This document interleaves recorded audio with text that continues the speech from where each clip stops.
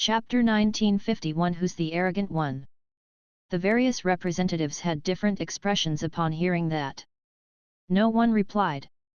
Mag looked at Andrei, and lamented to himself. From a historical point of view, Andrei could be considered a good leader. In his 30 years of reign, the Roth Empire was prosperous, and the people lived well. The country's capabilities improved by leaps and bounds with their military resources, their metal rides, and a large number of capable magic casters. On top of that, he was a leader with ambition. He waited for his chance so that he could fight for more territories and living space for the people of the Roth Empire at the peace talks. Back then, during the racial war, the humans had paid a heavy price before they finally had the rights to sit at the peace talks. As they were really weak, they were only given a piece of barren land. The humans worked, with their bare hands, to turn that barren land into a fertile piece of farmland, and built city after city. Judging by the speed of human reproduction, the Roth Empire no longer had enough land among their territories. It seemed only right to ask for more land with his current capabilities. In that case, Mag might not have stopped the humans from expanding as it was only reasonable.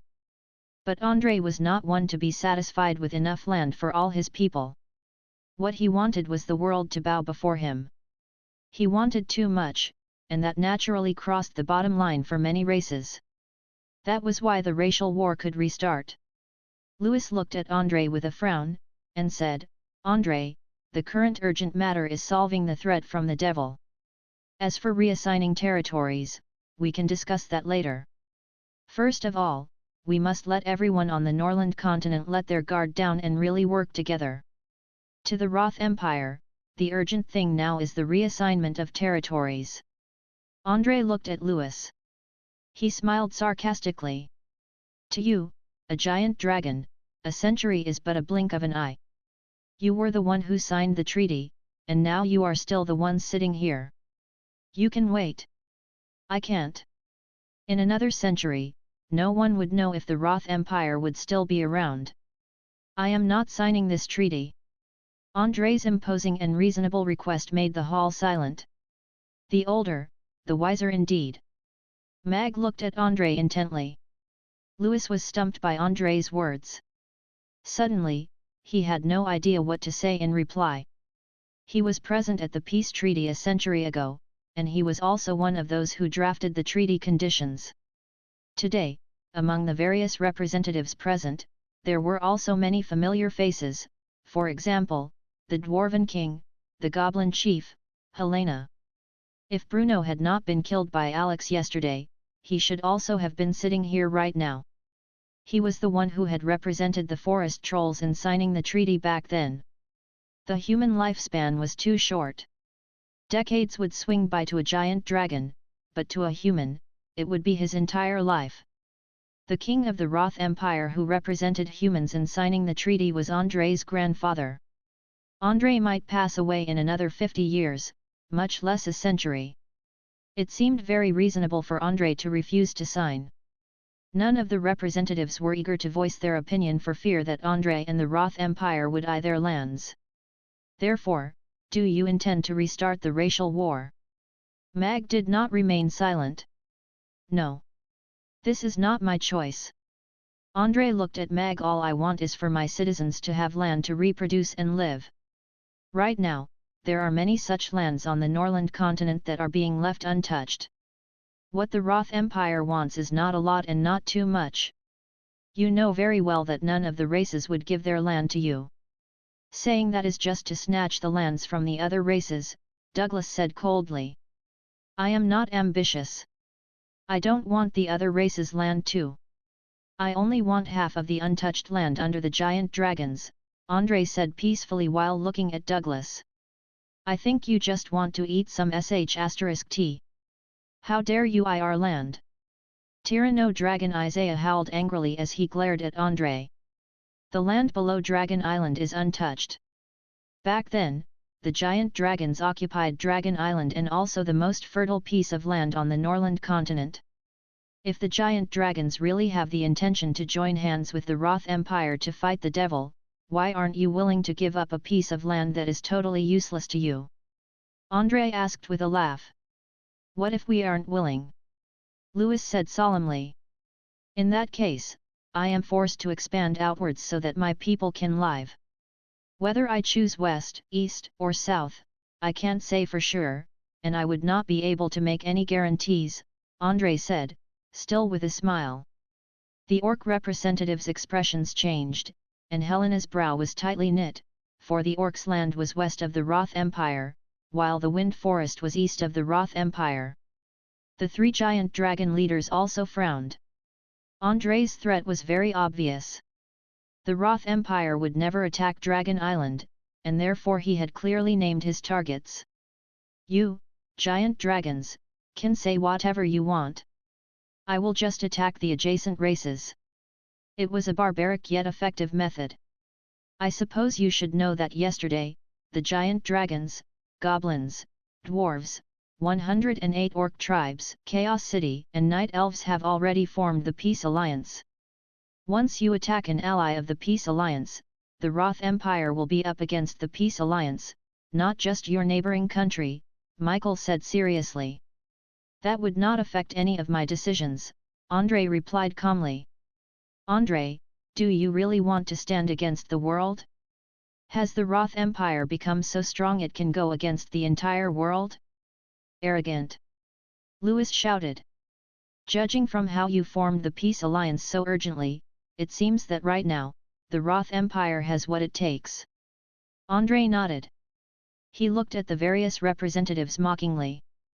Therefore, what makes you think that the Roth Empire, which requires all of you to gang up against, should still be cowering in the Norland continent's most barren piece of land and allow you to benefit from that?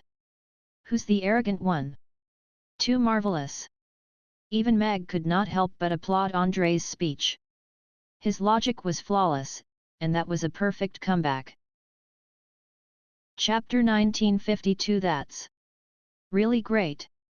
He justified war using the need for land in a very intricate way, and this need did not stem from his inner desire, but from the people of the Roth Empire. It was an urgent need for the survival of humans. Survival was the basis for all races. And just like what Andrei said, the humans were a weak race, and they were given the most barren territory.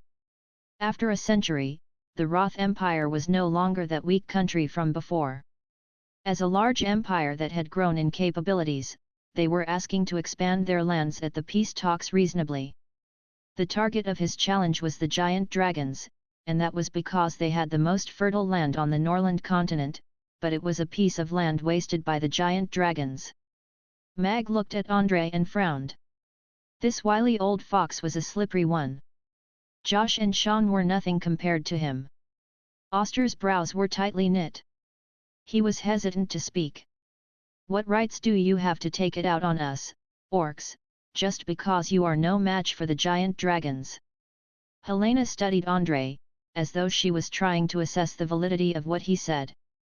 The negotiations were stuck because of what Andrei said. The giant dragons would never give up their territories easily, even if it was a piece of land that they had no use for. Of course, the most important reason was that the Roth Empire, after receiving a barren land, was able to develop to this state within a short span of a century. If they were given a piece of fertile land, would the Roth Empire be riding on top of the giant dragons after a century? This was a question worth dwelling on.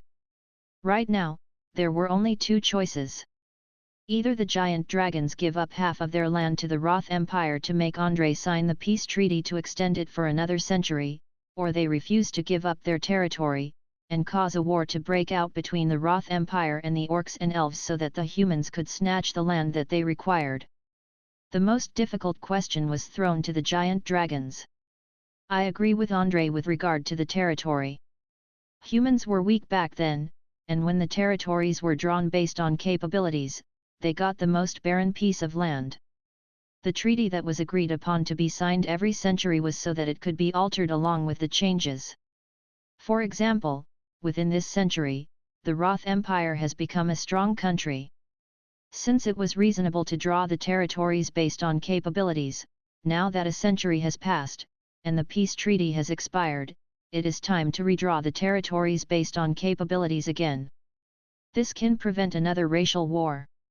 There is no problem with that, either.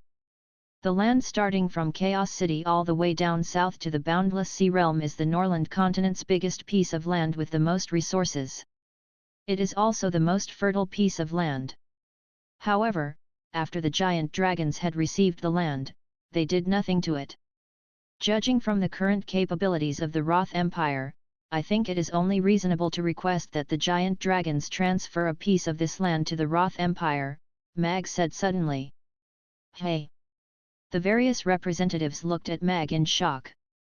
Who would think that Alex, with his deep feud with Andre, be it due to that assassination on that rainy night or him chopping off Josh's ear and Sean's arm, would actually step up right now to agree with Andre's suggestion?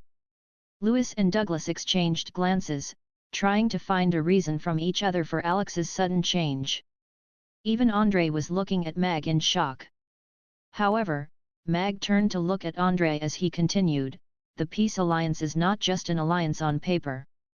For the sake of world peace, we have already signed the treaty to protect the Allies.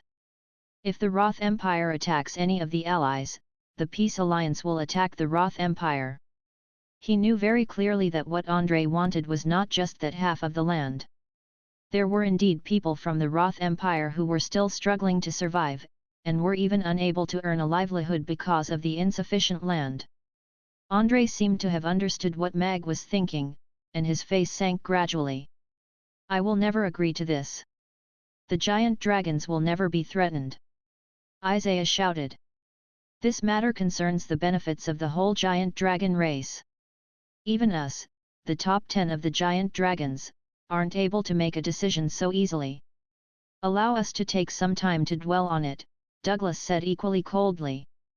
This matter will also determine whether the Roth Empire will sign the peace treaty.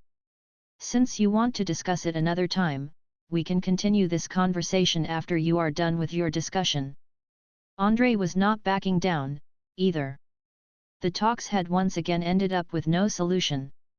Michael stood up, and said, in that case, let's take a break, and continue the talks after an hour. Mag did not think the break would come so quickly on the first day of the peace talks. Everyone left the hall, while the 10 representatives of the giant dragon tribes went to a smaller room. Why did you suddenly change your stance and side with Andre? Irina asked Mag curiously after they left the meeting room. I'm not standing on his side. I'm standing on the side of reason. Mag shook his head. The Roth Empire has created a miracle on a piece of barren land, but that does not mean that they should stay in that barren piece of land forever. I don't like the attitude of the other races taking things for granted as well. Andre wants the world to bow before him. He wants a reasonable excuse to start a war. That piece of land is what the Roth Empire deserves, and it is also what I want to use to stump Andre. Irina nodded thoughtfully. Mag had thought things through deeper than she had. Master, do you think that fellow would really attack us, orcs? Should we get prepared first? Connie asked Rex softly and nervously. I've already made arrangements, Rex said very calmly without any change in expression. Master, you're impressive indeed. But, are we able to hold out? Connie was expectant. No, Rex said straightforwardly. Neither can the wind forest. That's really great. On the other side, the giant dragon representatives were also in the midst of an argument. If half of that land could make Andre work with us to deal with the devil, I find it worthwhile, Lewis said seriously. I think so too. That piece of land is just like a chicken wing to us, dragon tribes, that we find bland in taste but a pity to throw away. None of the dragon tribes would use that land as our territory, Douglas agreed with a nod. In that case, won't we, the dragon tribes, be a laughing stock to the other races now for giving in to the Roth Empire's threats and giving them our land? Isaiah shouted loudly. Josh walked out of the Magus Tower.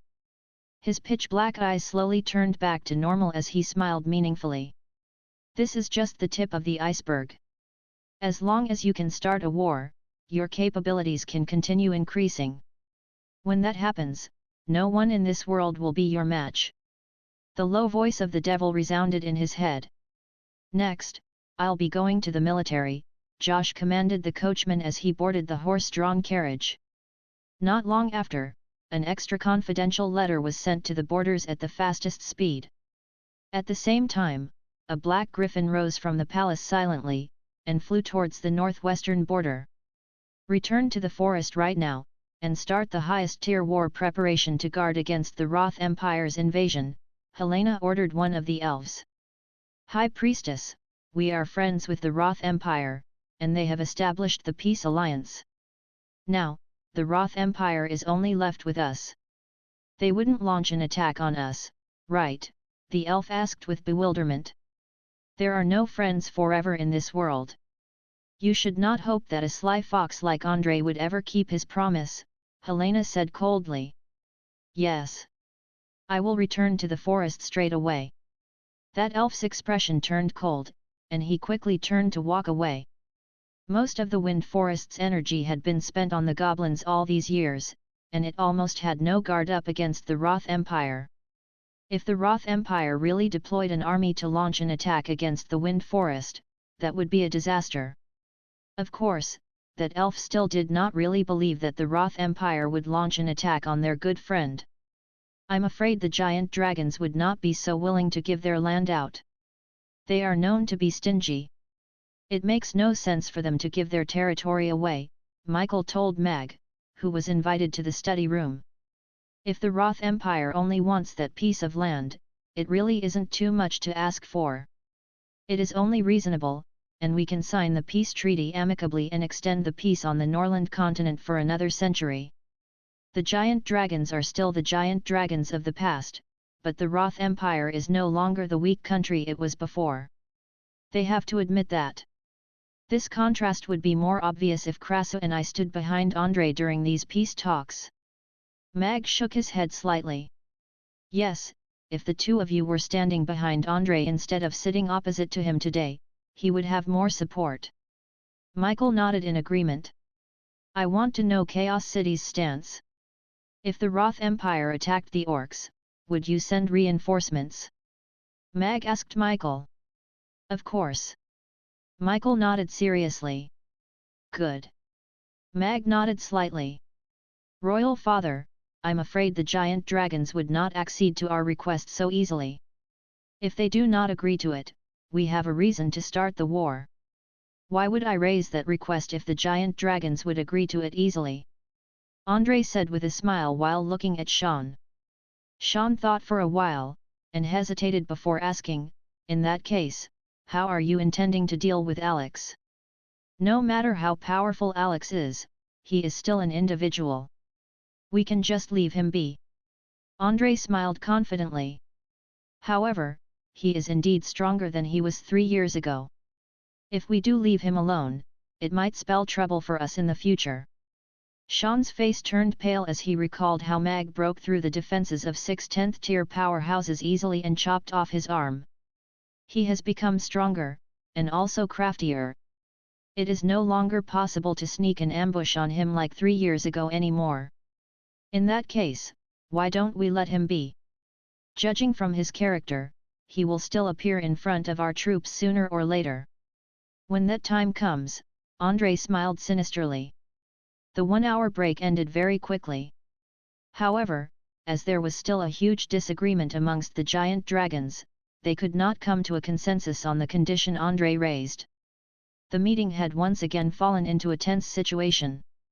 Mag had long expected it. The giant dragons were not afraid of the Roth Empire. At least for now, the Roth Empire could not threaten Dragon Island that was far away and high up in air. However, the giant dragons felt their lives being threatened by the Great Old One's existence. There was actually an even more terrifying existence above the giant dragons, and this existence had ill intentions towards this world. The half of the Great Old One in the Thunderstorm Mountains had made them feel deeply the distance. It was the distance when they looked down at the ants on the ground, and now they had become the ants. Therefore, the giant dragons had initiated the cooperation and also the establishment of the peace alliance.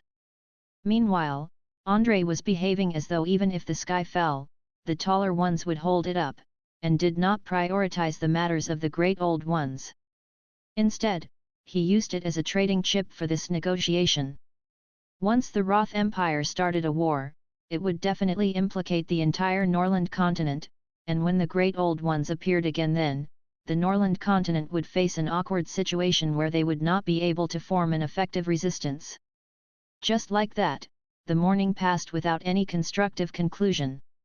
Such a meeting is boring indeed. We didn't even manage to say anything. Can we go to Mamie restaurant for lunch later? Dracula asked Camilla with a yawn. Mamie restaurant is closed for today. Camilla shook her head. Ah, what upsetting news. Dracula sighed. Mag made use of the afternoon break to go back to cook so that Amy and Annie would have food to eat. After that, he returned to the city lord's castle. This was the fight between the two powerful forces, the Roth Empire and the giant dragons. His influence was limited. Now, all that was left to do was to see who would give in first. The afternoon negotiation was once again stuck with no conclusion. The allies of the Peace Alliance all showed their support for the giant dragons and the orcs, but Andrei would not budge, insisting on half of the giant dragons' territory. Just when everyone thought there would be no conclusion to today's negotiation, extra confidential letters were sent to the chiefs of each race one after another. Darn! Andrei, how dare you sneak an attack? Oster smacked the table as he stood up, staring at Andrei with reddened eyes. He was gripping the letters so tightly that his hands started shaking. Andrei frowned, as though he did not understand where Oster's anger came from. An emergency letter from the northwestern troops said that the borders of 36 orc tribes had been breached, Sean whispered as he handed a military report that he just received to Andrei with a complicated expression. Andrei's brows were knitted even more tightly together. He quickly glanced through the letter, and his expression changed. Andrei, we, the Elves, have been good friends with the Roth Empire for a century. Why did you send troops to invade the Wind Forest? Helena chided coldly as she stood up. Chapter 1954. Aren't you afraid that you won't be able to step out of this door? The peace talks had yet to end, and just when everyone was in a fervent discussion, the Roth Empire actually launched its attack on the Orcs and Elves at the same time without any warning. The bad blood between the Orcs and the Roth Empire did not start a day or two ago, so it was still understandable that they were attacked. However, the Elves had been on friendly terms with the Roth Empire for decades. They even joined hands during the racial war back then. The Roth Empire's sudden attack on the Elves made everyone confused about what Andrei had up his sleeves. What on earth? Mag was equally shocked. He did not expect Andrei to launch an attack on the Orcs and Elves on the first day of the peace talks while still sitting here. This scoundrel! The Elves have not guarded themselves against the Roth Empire all these years. I'm afraid the Wind Forest will fall to the Roth Empire very quickly with this sudden attack. Irina's expression turned serious as well. Whatever the Night Elves were up to, it was still the internal affairs of the Elves. However, the Roth Empire's invasion was another matter entirely. This concerned the Elves' survival as a race. Master, what should we do now? Connie had also received an emergency report saying that the Roth Empire had successfully invaded all the tribes near their borders, and was quickly advancing westward.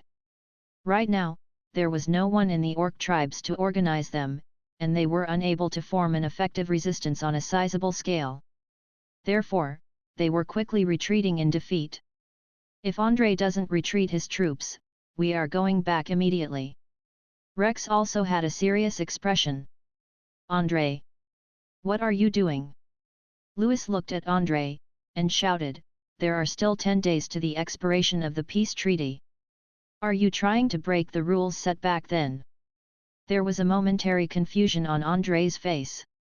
However, he quickly composed himself, and told Louis calmly, since you guys can't make a decision, the Roth Empire will show you our determination. We can do anything for survival. What happened today shows that we were wrong in our judgment.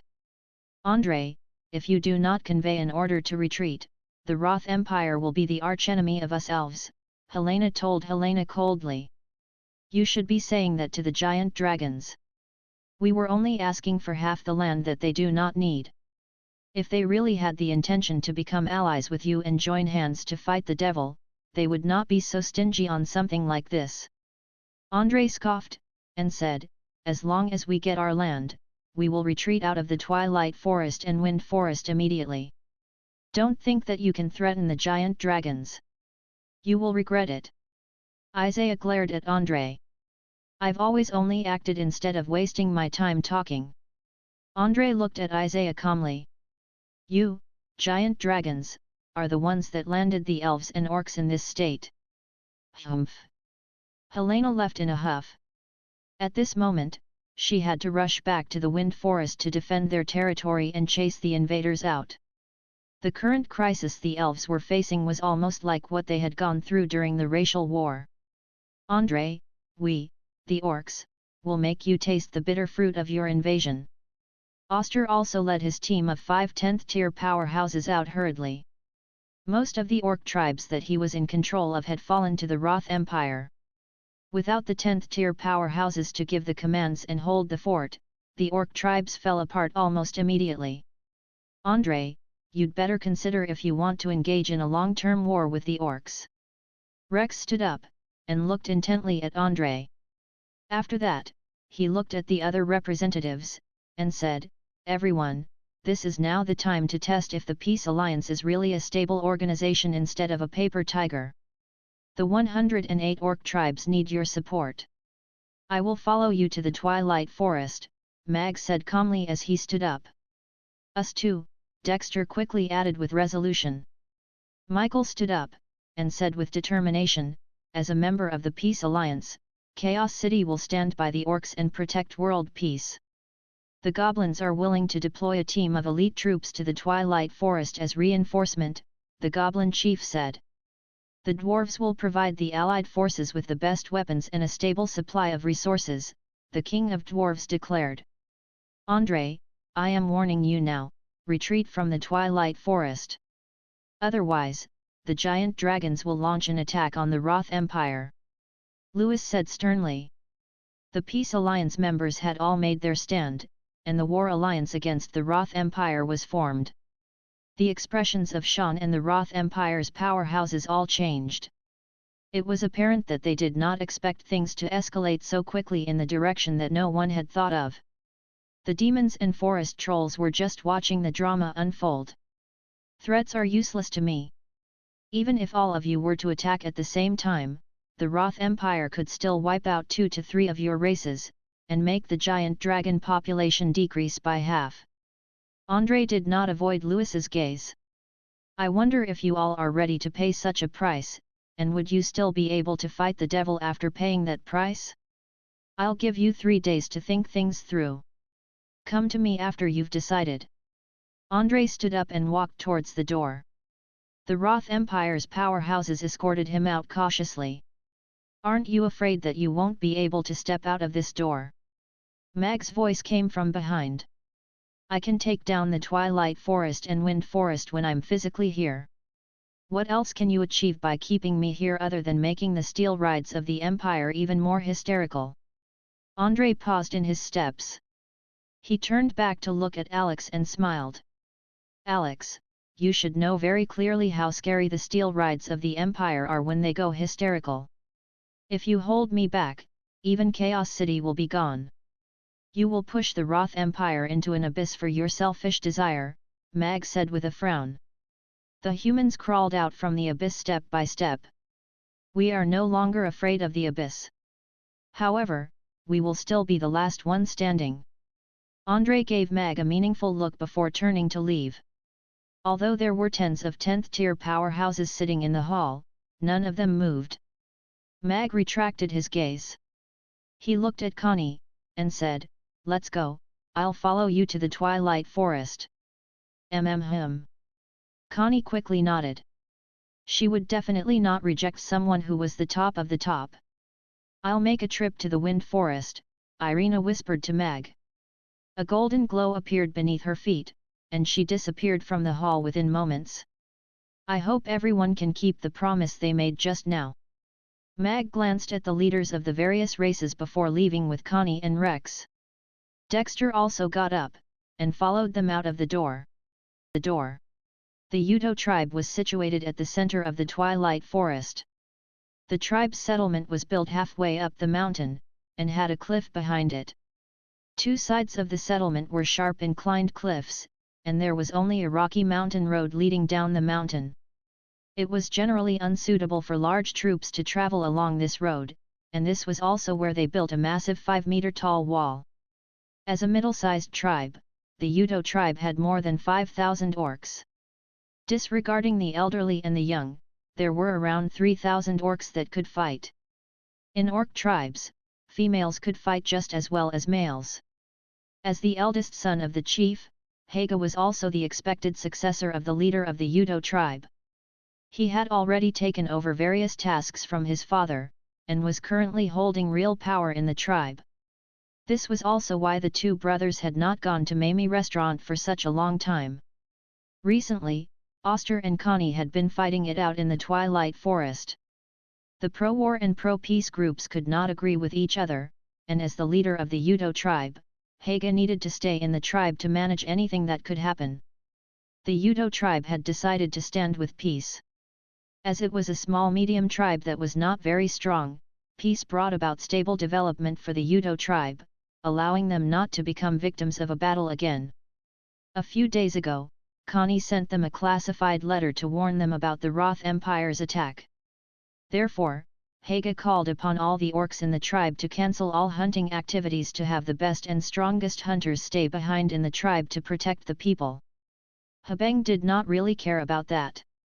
He thought that the Roth Empire would not start a war on the orcs before the end of the peace talks. It was even more impossible for the Roth Empire to reach the Udo tribe at the center of the Twilight Forest. All these years, the orc tribes near the Roth Empire borders had been engaging in battles with the Roth Empire.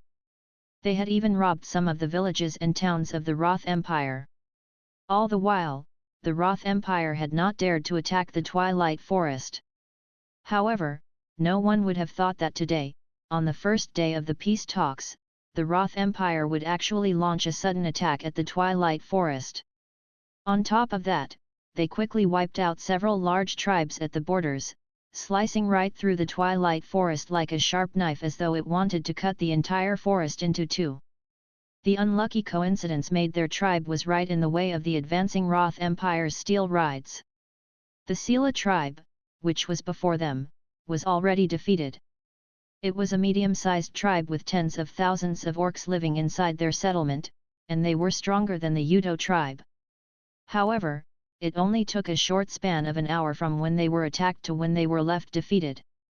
The Roth Empire's steel rides were just like locusts, flocking to their next target the moment they destroyed one tribe. It was obvious there was no place for the Udo tribe to hide. As proud orcs, they would naturally not surrender. Haga. An elderly but strong old orc walked up the city's wall. Father. Haga looked at Tadizur, and took 2 steps forward as he said, the Sela tribe has already fallen. The Roth Empire's army is making its way for us now. I've already asked for the Fok tribe's help, and I'm planning to be on defense by making use of our geographical advantage as we await reinforcements. I've already heard from Habeng. Tadizur nodded, and looked at his composed son gladly. If it had been him, he would have long charged down with the men from the tribe to fight it out with the Roth Empire's troops at that age. Haga had a grim cast to his grey eyes as he inched closer to Tadizur, and whispered, the enemy is very strong, way stronger than what we expected. The opponent's strength is not to be feared. As long as we have our fighting spirit up, we can overcome all enemies, Tadizur told Haga as he looked him in the eye. Haga nodded as the passionate flames of his fighting spirit burned in his eyes. Tens of catapults were in place. The giant rocks that were splashed with orc oil glistened under the sun as they were positioned aiming into the sky. The best hunters in the tribe stood at the city walls with bows in their hands. They were all the best archers in the tribe. The orcs lined up as they transported the giant rocks to the city wall, forming a little mountain at the city wall. It was already tried and tested by the ancestors of the Udo tribe that when standing on the city walls, and making use of the surrounding cliffs, even a giant rock pushed by a child would create more damage to the invader than getting shot by the best archer. In no time at all, the ground started to shake slightly. Shouts and galloping echoed from the valley afar. "Get ready for battle!" Haga shouted furiously as he stood on the city wall. He reached to his back to pull out the bow he was carrying, and aimed his arrow at the valley below. Thousands of archers placed their arrows on their bows at the same time, locking their sight on the valley. The orcs near the catapults watched Haga, ready for his command. At the foot of the city wall, thousands of orcs holding knives, stone clubs, and javelins waited for orders. Way behind were the children and elderly.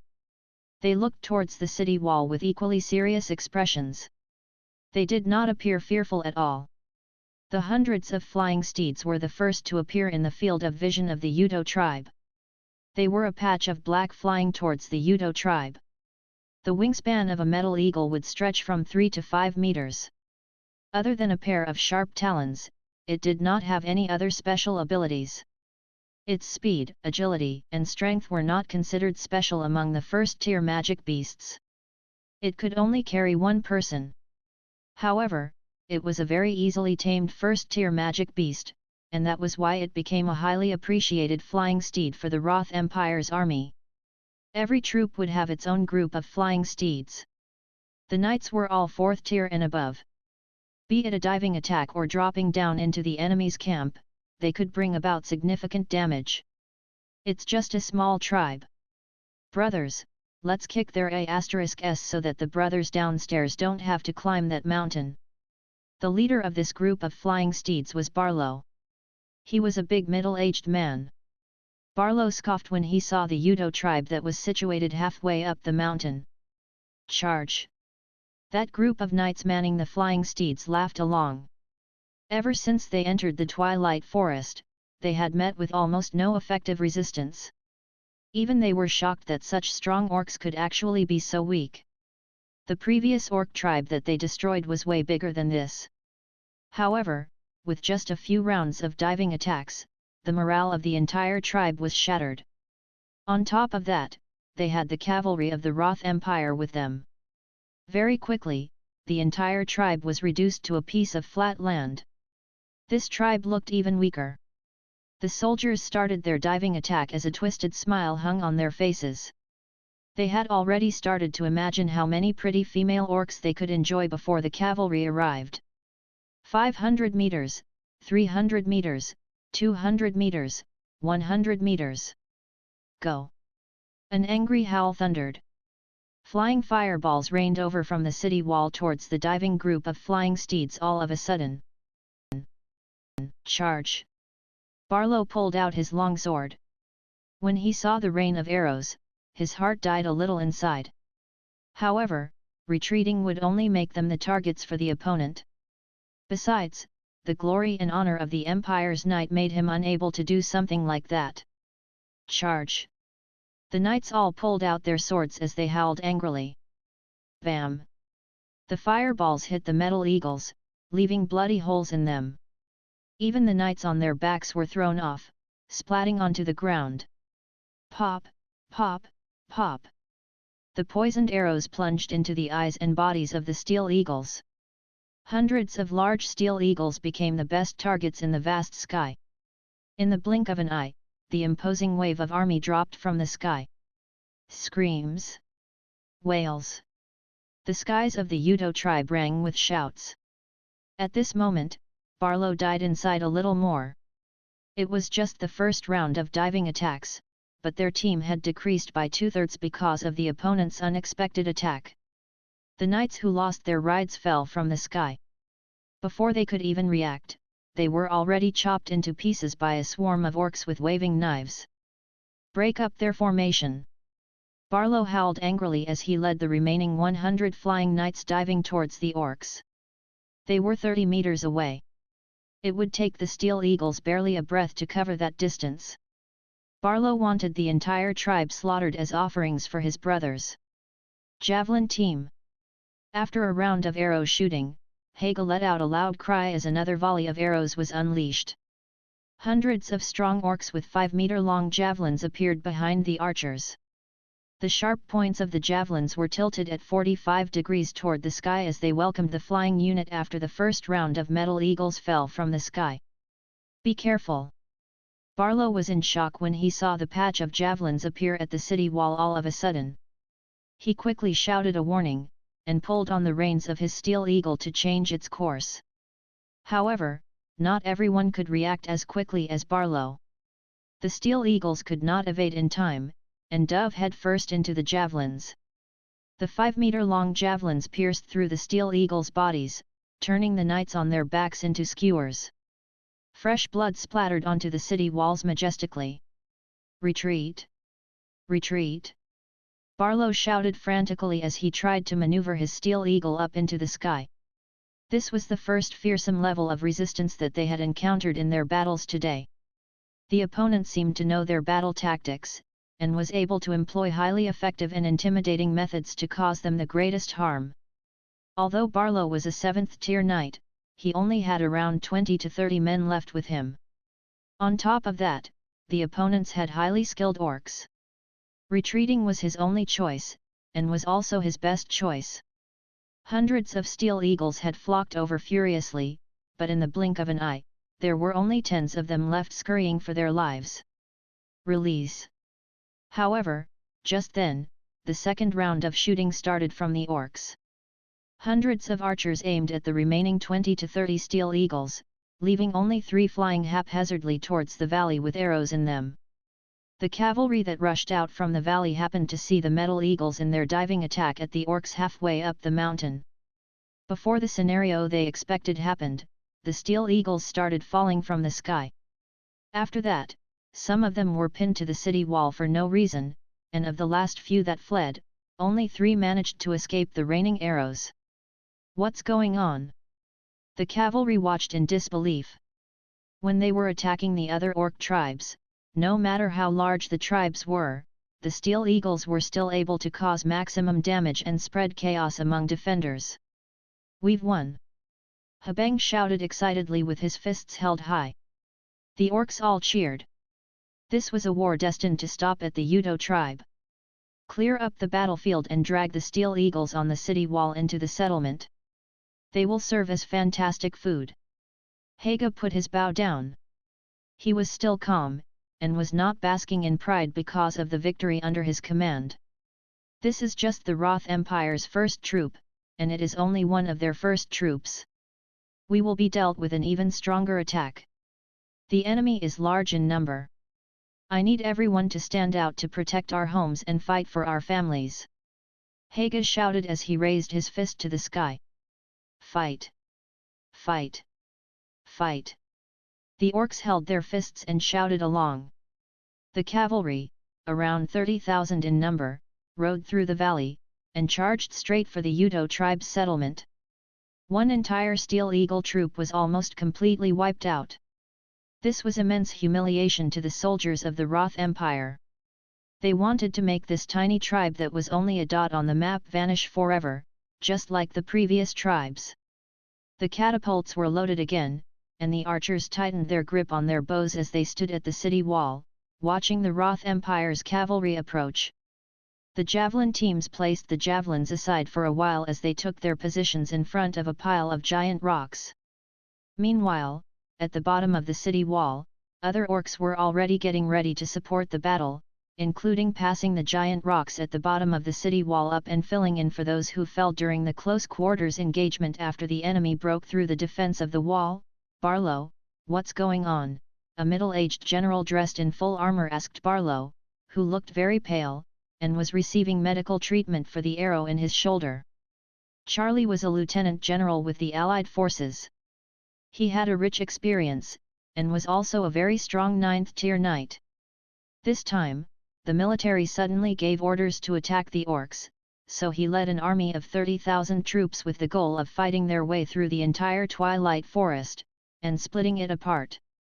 The order for dealing with the orc tribes that had fallen was to slaughter everyone. The orcs weren't actually weak, but that was only if they united and had all their elite powerhouses gathered beforehand to form a strong army of orcs. When the individual orc tribes were in battle, they could not withstand a single blow from the Roth Empire's cavalry, which was well trained and numerous. However, this little tribe's settlement built halfway up the mountain actually managed to defeat the Steel Eagle troops. That was equivalent to defeating their strength in the air. Therefore, Charlie had to find out what happened. "Sir, they are very crafty. We were ambushed. They came prepared. That's why we've suffered heavy losses." Barlow looked at Charlie with grievance as tears started welling up in his eyes. Andre's face sank, and he whispered, "I want to find out right now who deployed my army behind my back. Isn't that your order?" Sean's expression changed. Andre had absolute control over the Roth Empire's army. On top of that, the Roth Empire's marshal was right beside them now. If it was not Andre's orders, who could have deployed both the northwestern and southeastern troops at the same time to start the war? Could it be Josh? Sean exclaimed. "It's not him." Andre dismissed that conjecture without even thinking. If the Magus Tower is in control of Rodu, it might still be him. However, no one other than me could deploy the two armies. I was just making a guess. Please do not be alarmed. After all, the only person in Rodu who could have enough power to do this is Josh. All of us happen to be in Chaos City. Sean quickly lowered his head. Upon hearing that, Andre's expression turned serious. He turned to the other official beside him, and asked, "Is there any news from Rodu?" "Your Majesty, everything is normal in Rodu currently." "There were no abnormalities," the official replied respectfully. "Did Josh send any message?" Andre asked again. "The second prince did not send any message. However, there is news from Rodu that he is currently trying to maintain order in Rodu." Andre nodded, and said, "Send out my command. The Roth Empire will enter warfare mode. We will proceed with the dual-line battle A according to the original plan. We'll return to Rodu first." "Yes," that official replied. "Your Majesty, can I proceed to the Twilight Forest? If anything happened internally within the army, it would be my responsibility, and I hope to eradicate that problem personally," Dominic told Andre with a grave expression. The army had started a war with the Orcs and Elves, bypassing him and His Majesty. That meant that they had already lost control over the Empire's army. As the Marshal of the Empire, he had to be held accountable. What he wanted to find out right now was who could infiltrate the army's system to come out with something so severe. Their target this time might be the Orcs and the Elves, but what if their next target was Rodu? This was unacceptable to any ruler. "I hope you can give me a satisfactory reply," Andre replied Dominic as he paused in his steps. "Yes." Dominic nodded and left quickly. In no time at all, a black griffin took off from the city lord's castle, and went in the northwestern direction. Immediately after that, several flying steeds flew towards the north. "Josh, you're actually courting your own death. That's unexpected." Sean smiled coldly as he sat on the griffin's back. Attacking the orcs had nothing to do with Sean, and it was also not the king's command. Therefore, the only one who could be capable of it was Josh. However, he was shocked at how Josh could infiltrate the military, and even control the northwestern army and deploy it. As for Josh's motive, Sean guessed that it was to start a war during the peace talks so that the various races would be angry about it, thus taking it out on Andre and Sean, and keeping them at Chaos City. That way, Josh would naturally become the king of the Roth Empire. However, no matter how much Josh had schemed, he would not expect that although the various races were angry, they did not even attempt to hold them back. The Roth Empire's best powerhouses had gone to Chaos City with them. Whoever wanted to touch them would have to think twice whether it was worth it to make things turn ugly with the Roth Empire over the Orcs. The Twilight Forest, in the settlement of a tribe that was just wiped out. Amidst the ruins and flickering flames lay countless lifeless orc bodies. Josh, with his hair let down, stood on one of the fallen walls with his eyes closed and arms wide open. Black fog started rising around his body, quickly rushing towards him and into his body, forming a ball of black fog around him, and making him look rather hazy. Delicious resentment. A taste I miss oh so much, the greedy and hysterical voice rang in Josh's heart as his lips curled up in a cold smile. The black fog was fully absorbed before Josh opened his eyes. The heavy fog slowly dispersed, and an evil red flashed across his eyes as the evil aura around him increased drastically. Josh clenched his fists to feel that strong surge of power flowing within him. This was power, not magic. After absorbing all the resentment from the massacred tribe, his power started increasing by leaps and bounds. If it could be quantified, it would be equivalent to a 9th tier knight. He was really elated that as a magic caster, his power could be elevated to that similar to a 9th tier knight's in a short span of half a day. The 9th tier to 10th tier is a huge step forward. You will still require a large tribe to provide you with resentment. The Og tribe, which has a population of a few 100,000 orcs, is not a bad choice, the devilish voice sounded again. In that case, we'll choose the Og tribe. Josh smiled. He pulled out a piece of special military use paper, and wrote 2 lines on it before sending it out to the frontline warriors. I've plotted for so many years. Now, everything is gone. What a pity, Josh looked towards the east, and laughed self-mockingly. As long as you wipe the entire Twilight Forest out, and absorb all this resentment, you will be able to become the real powerhouse, which is what they deem a god. When that happens, the Roth Empire will be yours, even the entire Norland continent. The devil's voice rang in Josh's head. If anyone was to blame, it would be Alex for being too pushy, and Royal Father Far being too biased. If I can't have it, I'll destroy it. If you guys like war, I will help you start the war. I want to see who gets the last laugh. Josh stopped smiling, and transformed into a cloud of black smoke, disappearing within the dense forest. Your Highness, the 5th barrier of the northwestern border was completely destroyed. The Roth Empire's army has already entered the Wind Forest, and we can't stop them, a commander reported as he rushed into a tent. What? The elves in the tent, who were coming up with a plan to eradicate the enemy, all had a grave expression when they heard the news. Sally's brows were also tightly knitted together. However, she still remained composed. She looked at the commander, and said, "Where are the Canes, Lardnar, and Stat family?" These 3 large families resided in the northwestern part of the Wind Forest, being in the way of the Roth Empire's invasion. The Canes family fought hard, and were defeated. The Lardnar and Stat family have already fled southwards before the enemy attacked them, the commander reported. Do you mean that they are going to fight both orcs and elves, on 2 sides? If so, we instead need to use war on 2 fronts. I think stockpile should be low, so you can directly replace it if I'm right. If not, and it is some other unknown stuff author dreamed up, you can just resolve this comment and we will leave this be. Chapter 1958 Retreating is not an option. It would take half a day to deploy all of them back to our core area, the elf replied quickly. Sally frowned. No, that is too slow. Get them to abandon all military supplies, and rush back at full speed. Otherwise, by the time they arrive at the forest, the Roth Empire's cavalry will probably have reduced this place to a piece of flat land. In my opinion, we should just surrender. The Roth Empire is too strong. We aren't their match at all, Elliot said nervously. Right now, the Queen is still uncontactable, and High Priest Helena is not in the forest. What can we use to put up a fight against the Roth Empire army? Yes, the Roth Empire is too strong. We aren't their match.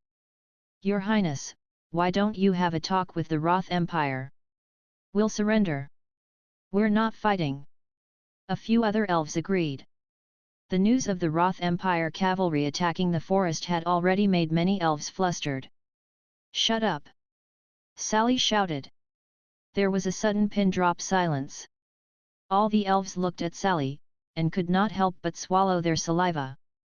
The Roth Empire cavalry has just reached the outer perimeters of the Wind Forest, and all of you are already eager to surrender. Back then, almost the entire forest was occupied, but we didn't give up until the end. Where did all your courage go after just a short century?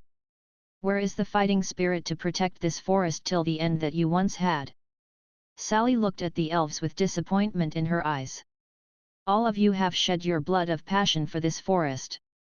Now that the forest needs you once again, are you going to give up? The elves lowered their heads in shame, afraid of meeting Sally's eyes. This princess who seemed rather amiable and kind currently exuded an aura similar to Irina's. The Roth Empire used to be our ally, but from the moment they launched an attack on the Wind Forest, retreating was not an option. Sally's tone turned colder. If you don't want to become a slave to the Roth Empire, take out that passion that you had in your younger days when you drove the orcs and demons out of the forest, and drive these invaders out of the Wind Forest. Elliot wanted to continue. But those who dampen the military's morale shall be put to death immediately, Sally told Elliot coldly. Elliot swallowed the words that were on the tip of his tongue. Although Sally was his daughter, he could tell that she was not kidding judging from her expression. Chase the humans out! Chase the Roth Empire out! The elves shouted loudly as the atmosphere in the tent grew passionate. Everyone seemed to have found themselves back when they were embroiled in the racial war. I've just received news that the High Priestess is on her way back. I will go to the Queen to see if she can come out of seclusion. Following that, Sally said, I will hand everything in the military to Master Denton. He was part of the planning team back then. I don't care what any of you think. Master Denton has the last say in any planning. Those who go against his orders will be executed. I will do my best, an elderly elf told Sally sincerely as he slowly stood up. Thank you. Sally nodded before leaving the tent. Whew! After walking out of the tent, Sally took a long breath out. She turned back to check that no one followed. After that, she fanned her burning cheeks with her hands, and looked at her sweaty palms. She smiled bitterly, and realized that she was really far from catching up with Irina. If the latter had been here now, she would probably have done better, right? This time, will she stand with the forest? Sally looked towards the south before rushing off in the direction of the Tree of Life. Chaos! This is complete chaos. This might be a good time for us to stage a revolt. Yes. We'll start a revolt amidst the chaos. Maybe we can get more people on board with us. The chance to overthrow the tyrannical rule is here. The few leaders of the Night Elves had met up once again. No. This is about the survival of the entire race. The Roth Empire is very strong, much stronger than the orcs and demons back then. We cannot bring even bigger chaos to the forest, SAHDR said solemnly. Right now, the Wind Forest is a cage. None of the elves have freedom. In that case, why don't we let it be destroyed and rebuild it? Wasn't this our original plan? One of the elves looked at SAHDR with bewilderment. Princess Irina once said that no matter how terrible the elves are, it is our internal matter. It's not for others to interfere. SAHDR shook his head. He looked at the elves, and said, I called all of you over urgently once again to remind all of us not to have any such thoughts during this time. Our first goal is to fight the Roth Empire's invasion, and to chase the invaders out of the forest before we solve our internal issues. The elves all fell in deep thought before finally agreeing. Will Princess Irina come back this time? Another elf asked. I think so. SAHDR nodded with conviction. The Uto tribe had successfully defeated the Roth Empire flying troops' attack. The orcs were elated at the achievement of almost annihilating their enemies. However, Haga did not seem very happy. Instead, he was looking out at the endless stream of the Roth Empire cavalry rolling in from the valleys afar. The line of troops stretched on, and he roughly estimated the numbers to be above 30,000. 30,000 fully armored elite cavalrymen with numerous magic casters with them. It was the Roth Empire military's unique point to have a certain ratio of magic casters with cavalry. This would allow for more possibilities for the cavalry, which only had one way of attacking. An army of such scale would have more than one magic caster of the 8th tier and higher. This was a huge threat to the Yudo tribe. Get ready for battle, the enemy is coming again. Haga turned to the orcs on the wall and at the bottom of the wall as he said, this time, the battle will be very tough. The tribes that were defeated have been reduced to ashes.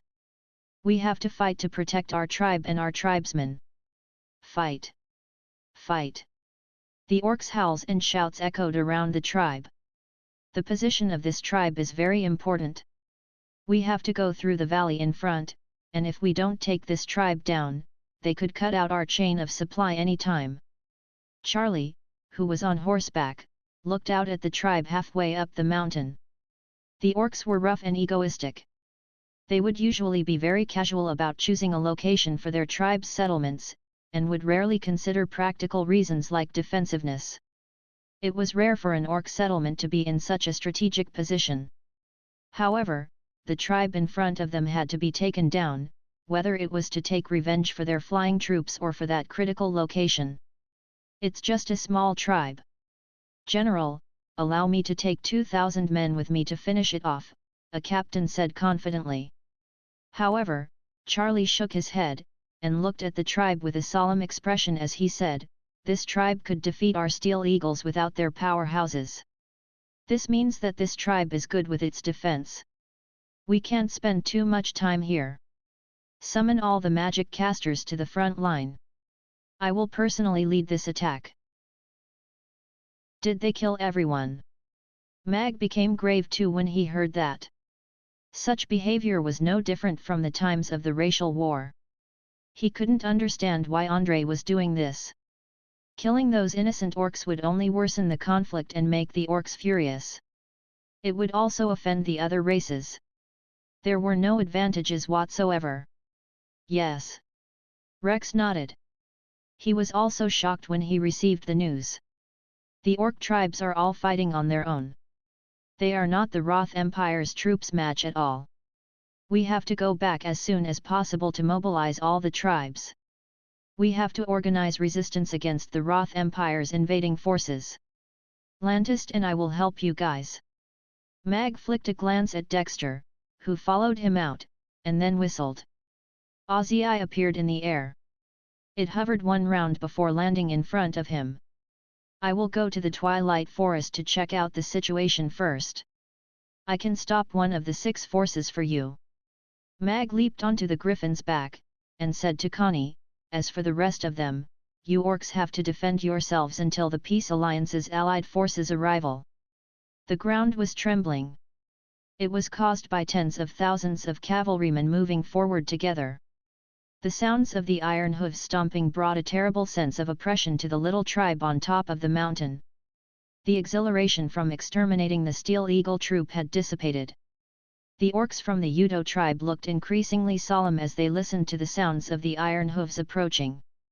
However, fear couldn't be seen on their faces at all.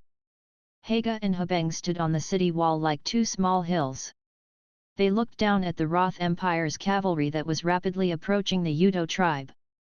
The canyon was long and narrow. Only 3 to 4 steeds could make their way through at the same time. Moreover, the road to the Yudo tribe was winding and rugged.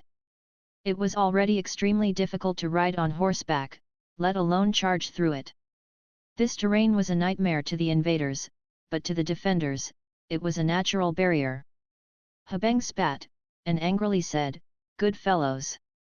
They are indeed coming for our tribe. There are at least 20,000 to 30,000 knights. These sons of B****s really take us seriously. This matter was not going to end well after we got rid of one of their flying steed troops." Haga helped him adjust his armor before patting on his shoulder hard and chuckling. Are you afraid? No, Habeng laughed. However, it's a pity. I have wanted to go buy a few Regiemos from Boss Mag in Chaos City. After this battle is over, I'll bring you to eat them. Haga chuckled too. All right. Habeng nodded. He looked at the Roth Empire's cavalry in the canyon, and suddenly no longer found them hard to handle and terrifying. The Roth Empire's cavalrymen assembled at the bottom of the mountain quickly. Their formation maintained a safe distance away from the Udo tribe. The orcs could see them assembling quickly, but they couldn't bring any effective damage to them. On the city wall, the archers and javelin throwers were ready, and the strong men responsible for throwing the rocks were standing behind them. The Udo tribe didn't have magic casters. Their terrain advantage and strength were their greatest reliance. After an hour of confrontation, the Roth Empire's troops that had finished assembling charged towards the Udo tribe. The cavalry led the charge, followed by the archers, and 10 odd magic casters in black robes made up the rear. The advance force of 3,000 rapidly charged up the mountain. We have to get rid of those magic casters first. Haga looked at those magic casters in black robes making up the rear with a solemn expression. Judging from the badges on their chests, there were 1 8th tier magic caster and 2 7th tier magic casters among them, while the rest were 4th tier and 5th tier magic casters. On the battlefield, the biggest use of the magic casters wasn't their individual killing capability, but their assistance in helping the troops advance with magic, which would then influence the entire battle situation. The Roth Empire's army was powerful because they let the magic casters form an important part of their military system. They had continuously proven that this system was correct in actual combat. The cavalry led the charge, and a 7th tier magic caster in the rear lifted his magic wand, beginning to release his magic. The originally rugged mountain road began to twist and change. The ground shook, and a slope that was 10 odd meters wide appeared, and quickly stretched to the Udo tribe. The cavalry that had difficulty advancing immediately increased their speed, and quickly charged up the straight slope. Why did the road change? It's an earth magic caster. The orcs on the city wall were shocked. The originally rugged mountain road that could stop the enemy from advancing had become a straight and flat road that led straight to the city wall. It could allow 6 knights to charge at the same time side by side. Don't panic. Listen to my orders. Haga gravely yelled. Archers, get ready. The panic eased, and the orc archers aimed their arrows towards the sky. Release. With Haga's order, hundreds of arrows flew into the sky from the city wall and the interior of the city, making a beautiful parabola as they rained towards those charging knights. However, just as the arrows were about to land on those knights, an ice barrier appeared above their heads. Duk, duk, duk. The arrows made a series of sounds on the ice, making ice shards fly everywhere. However, the arrows couldn't pierce through the ice barrier. A giant ice slab hovered above the knights as they continued to charge up the mountain. In the magic caster's formation, the only 8th tier magic caster was chanting. The tip of his magic wand was blinking, and he was looking at the top of the mountain sardonically. The arrows were blocked. The orcs went white when they saw that. That was their most lethal attack, and yet it was blocked by a magic caster's single spell. Habeng drew out his saber, and angrily said, "These sinister fellows keep hiding. I will go hack them now." Haga stopped Habeng, and gave an order at the same time. Javelins, launch! Whoosh, whoosh, whoosh. Hundreds of several-meter-long javelins were tossed out by the strong orcs. The sharp javelins' tips gleamed coldly under the sunlight. The orcs' powerful strength gave these javelins terrifying speed. Bang! Bang! Bang! The javelins landed on the ice slab, making dull thuds. The sharp tips pierced into the ice slab, but most of them were stuck in the slab. They couldn't hurt the knights below it. However, there were also dozens of javelins that pierced through the ice slab, and nailed the knights and their horses to the ground. Dozens of big and small holes appeared on the ice barrier, but it was still hovering above the knights steadily. Catapult, release. Catapult teams, get ready. The children and the elderly will go into the cellar. Others, prepare for battle. Haga issued order after order calmly. At the same time, he aimed his arrow at that 8th tier magic caster. Although there were many strong orcs, they were still not catapults. The effect of the giant rocks after meeting with the ice shield was minuscule. With the magic casters involved in the battle, the Udo tribe, which had a geographical edge, suddenly became the passive side. The path had already connected to the bottom of the wall. On top of that, the ground beneath the wall started to shake and rise. It was apparent that the earth magic casters wanted the path to connect all the way to the top of the wall so that the cavalry could rush up to the city wall, and take it down at the lowest cost possible. The moment they broke through the defense of the wall, they would have broken through the Udo tribe's defense too. The expressions of the orcs on the wall were ghastly. This was the first time they faced the Roth Empire's army head-on. No one knew that just the first 3,000 of their vanguard would render the Udo tribe so pathetic and helpless. The difference in their strength and tactics was magnified. The vanguards inched forward steadily, and when they were around 200 meters away from the wall, the ice shield was replaced by a translucent light shield all of a sudden. Immediately, thousands of archers started shooting at the Udo tribe. Arrows rained down on the orcs on the wall. Shields! Haga shouted. The orcs quickly picked up the vine shields beside them. Duk, duk, duk. The arrows landed on the vine shields. Many of them pierced through the thin vine shields and stabbed into the orcs. Moans and screams could be heard everywhere. While the orcs were busy defending, and did not have the time to react, the first 1,000 cavalrymen suddenly accelerated up the slope. At the same time, the ground below the wall started rising steadily, and was about to connect to the top of the wall. Whoosh! Just then, an arrow flew past the knights, grazing past the ear of an archer, and pierced right into the neck of an earth magic caster who was raising his magic wand up high, and chanting a spell loudly.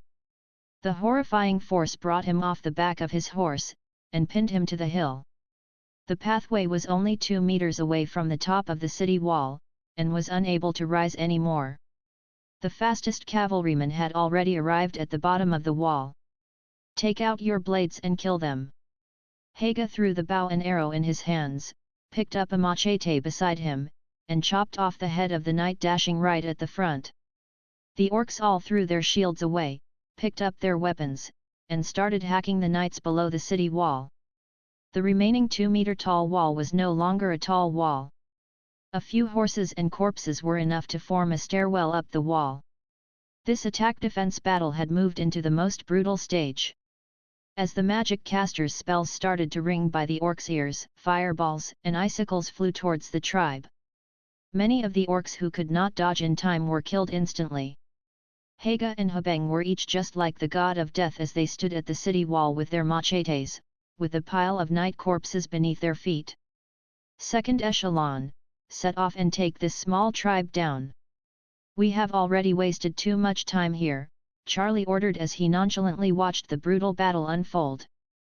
3,000 cavalrymen rushed right up the mountain once again, led by a captain to aid the vanguard in taking down the Udo tribe.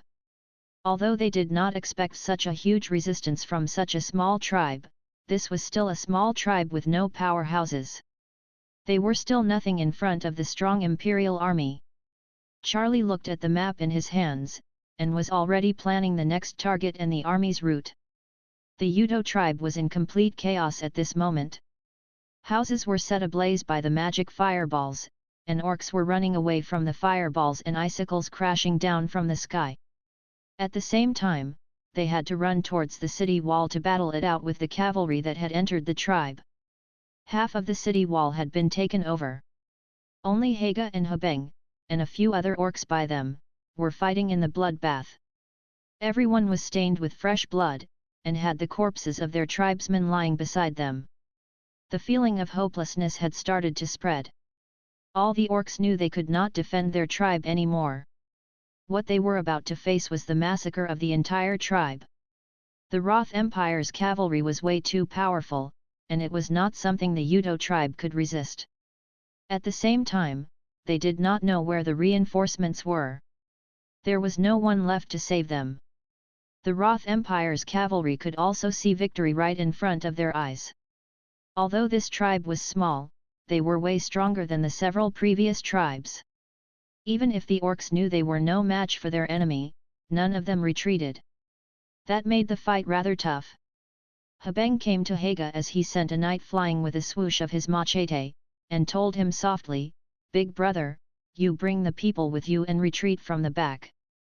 I'll block them. I'll clear up. You bring the people and retreat. I'll look for you guys after that." Haga intercepted a sword that was coming at Habeng, and his arm was slashed by another knight. "I'm not leaving." Habeng chopped off the arm of that knight, and looked at Haga. There would be no way to escape. He would just be using his life to buy time. "Leave with the descendants of the Udo tribe. That way, we will not be wiped out." Haga pushed Habeng behind him, and rushed forward with his machete towards the captain that was giving commands. "Big brother." That captain saw Haga as well. He pointed to Haga with his sword, and said, "Kill that commander, and you'll be rewarded handsomely." The knights around Haga quickly locked their deathly gaze on him, and rushed towards him with their swords. He was a moving chest of gold. Everyone knew very clearly that the death of this leader would mark the end of this battle. "For the tribe!" Haga shouted loudly, and held his machete with both hands, dashing forward without a care. "For the tribe!" The orcs all let out an angry cry, and launched their last attack on the knights. Habeng turned and leapt off the city wall.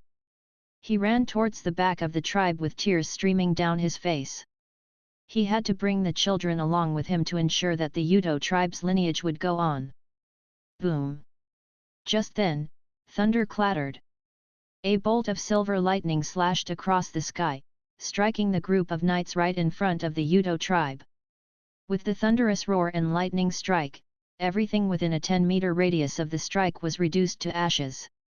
All the horses and knights were struck numb by the lightning. At the bottom of the path, horses went hysterical from fear, and all of a sudden knights started falling off their horses, causing sudden chaos. When the dazzling light from the lightning faded away, a sword stood right in the center of the struck area. "Tiandu sword!" some of the knights exclaimed. "Howl!" Just then, a long howl echoed in the sky. A purple-striped griffin descended, and stopped just above the Udo tribe. On the back of that griffin sat a man in silver armor. That man had finally arrived. Chapter 1961 If you don't retreat, you'll die. Alex, the godlike man to all soldiers of the Roth Empire's northwestern army. No one would have thought that he would appear here, and that he would attack the Roth Empire's cavalry. The Tiandu sword, which descended from the sky, caused a horrifying lightning strike that reduced hundreds of cavalrymen to ashes immediately, including the captain of the vanguard. The horses were all crouching on the ground, shivering from fear caused by the purple-striped griffin's strong presence. A man and a sword made thousands of cavalrymen lose their ability to fight instantly. The Roth Empire's cavalrymen were all gripped with fear. Alex's horrifying powers were once the pride of the Northwestern Army. However, when they were on his opposing end, they realized how terrifying it could be. When the orcs from the Udo tribe saw Alex, who appeared suddenly, they were equally shocked and confused.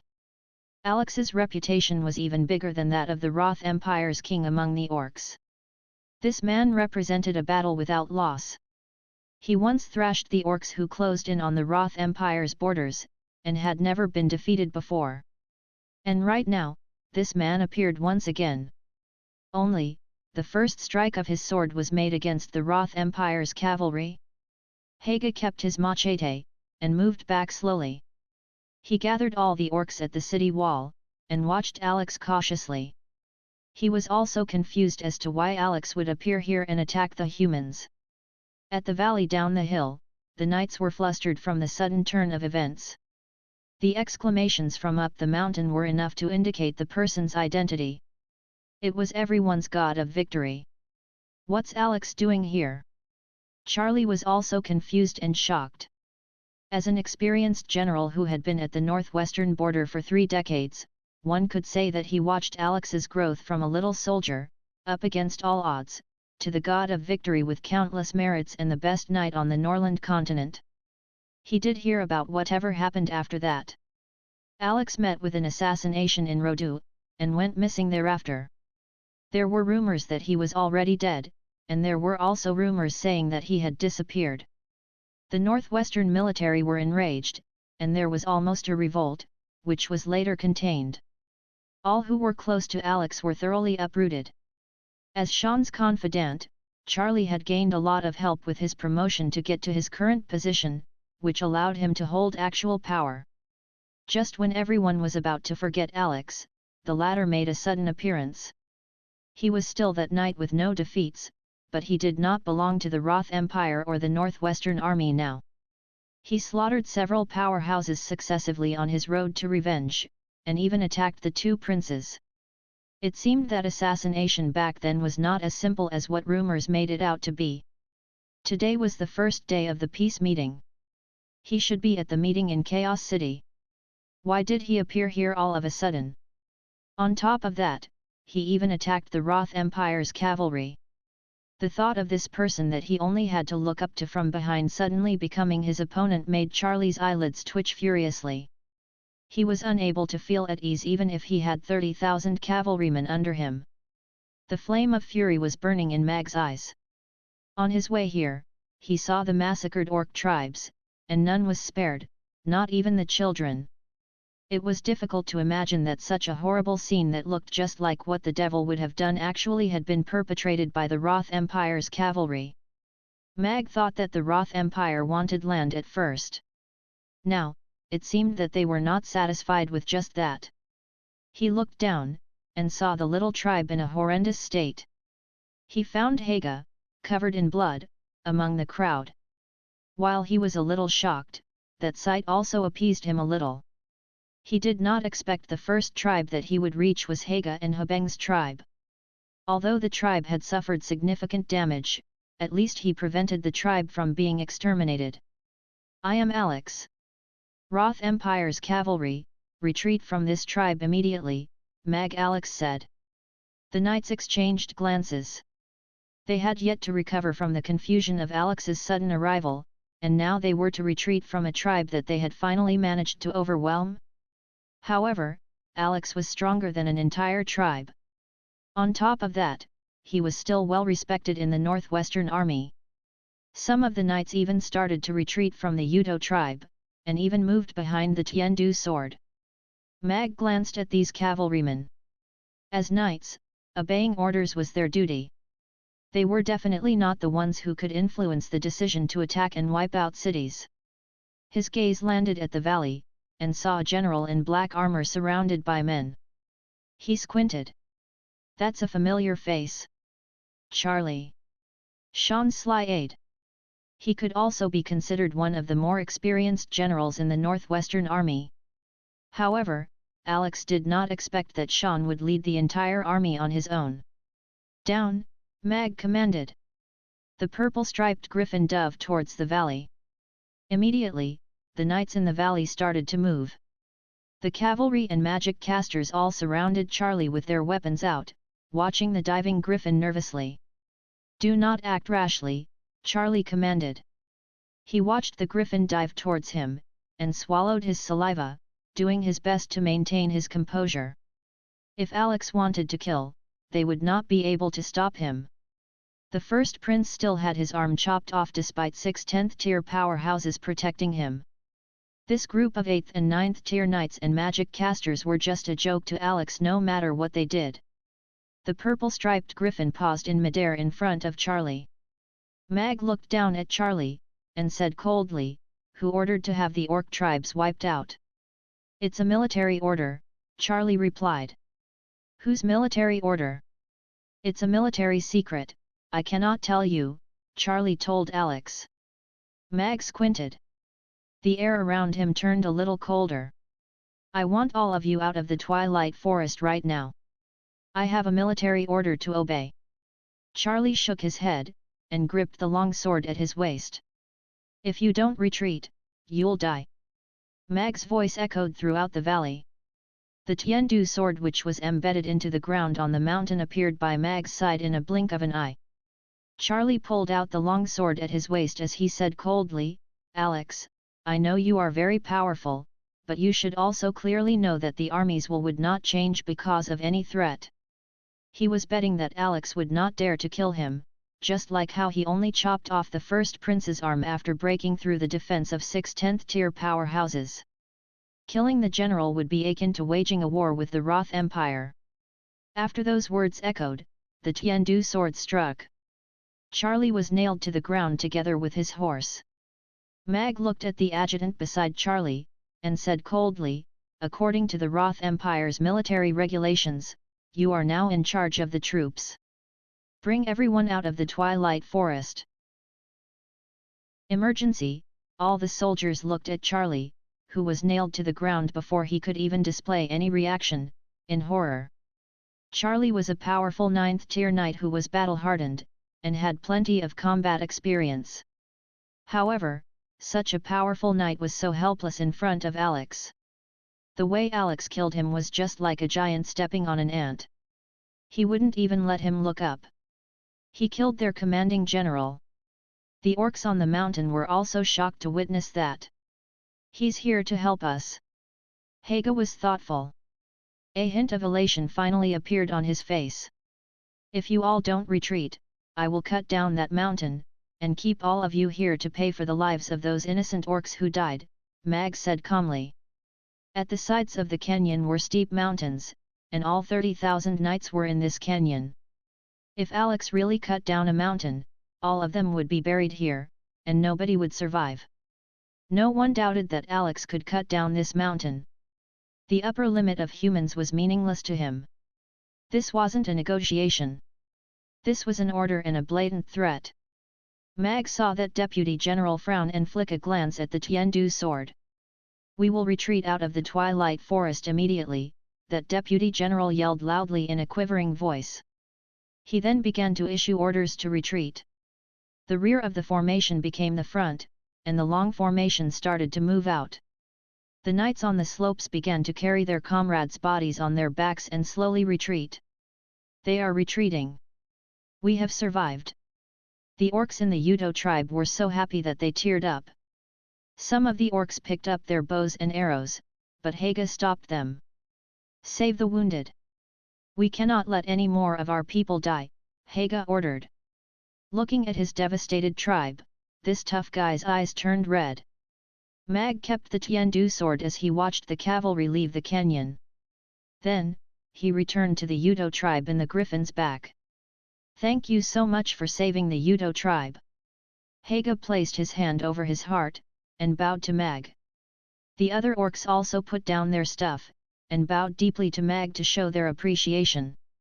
If you have problems with this website, please continue reading your novel on our new website mythanks. If he hadn't appeared in time, the Udo tribe would have been gone by now. You don't have to thank me. The orcs have joined the Peace Alliance, so we are allies now. It's only right that we help you defend against the invading force. Mag looked at the large number of injured personnel below. The Udo tribe had taken a big hit in this invasion, but all the children were saved. He waved his hand, and a pile of medicine for injuries appeared on the ground below. Take these medicines to treat the injured. I still have to go to another place, so I can't stay for long, Mag said, and then left the Udo tribe on the purple-striped griffin's back. Quick, take these medicines to heal our injured, Haga swiftly said. These were what the orc tribes lacked the most. They usually just took some herbs whenever they were sick or injured. The medicines in the tribe were not enough for the current injured personnel. Habang leaped onto the fence, and asked Haga perplexedly, Big brother, why is he helping us? Isn't he from the Roth Empire? He should have already left the Roth Empire by now.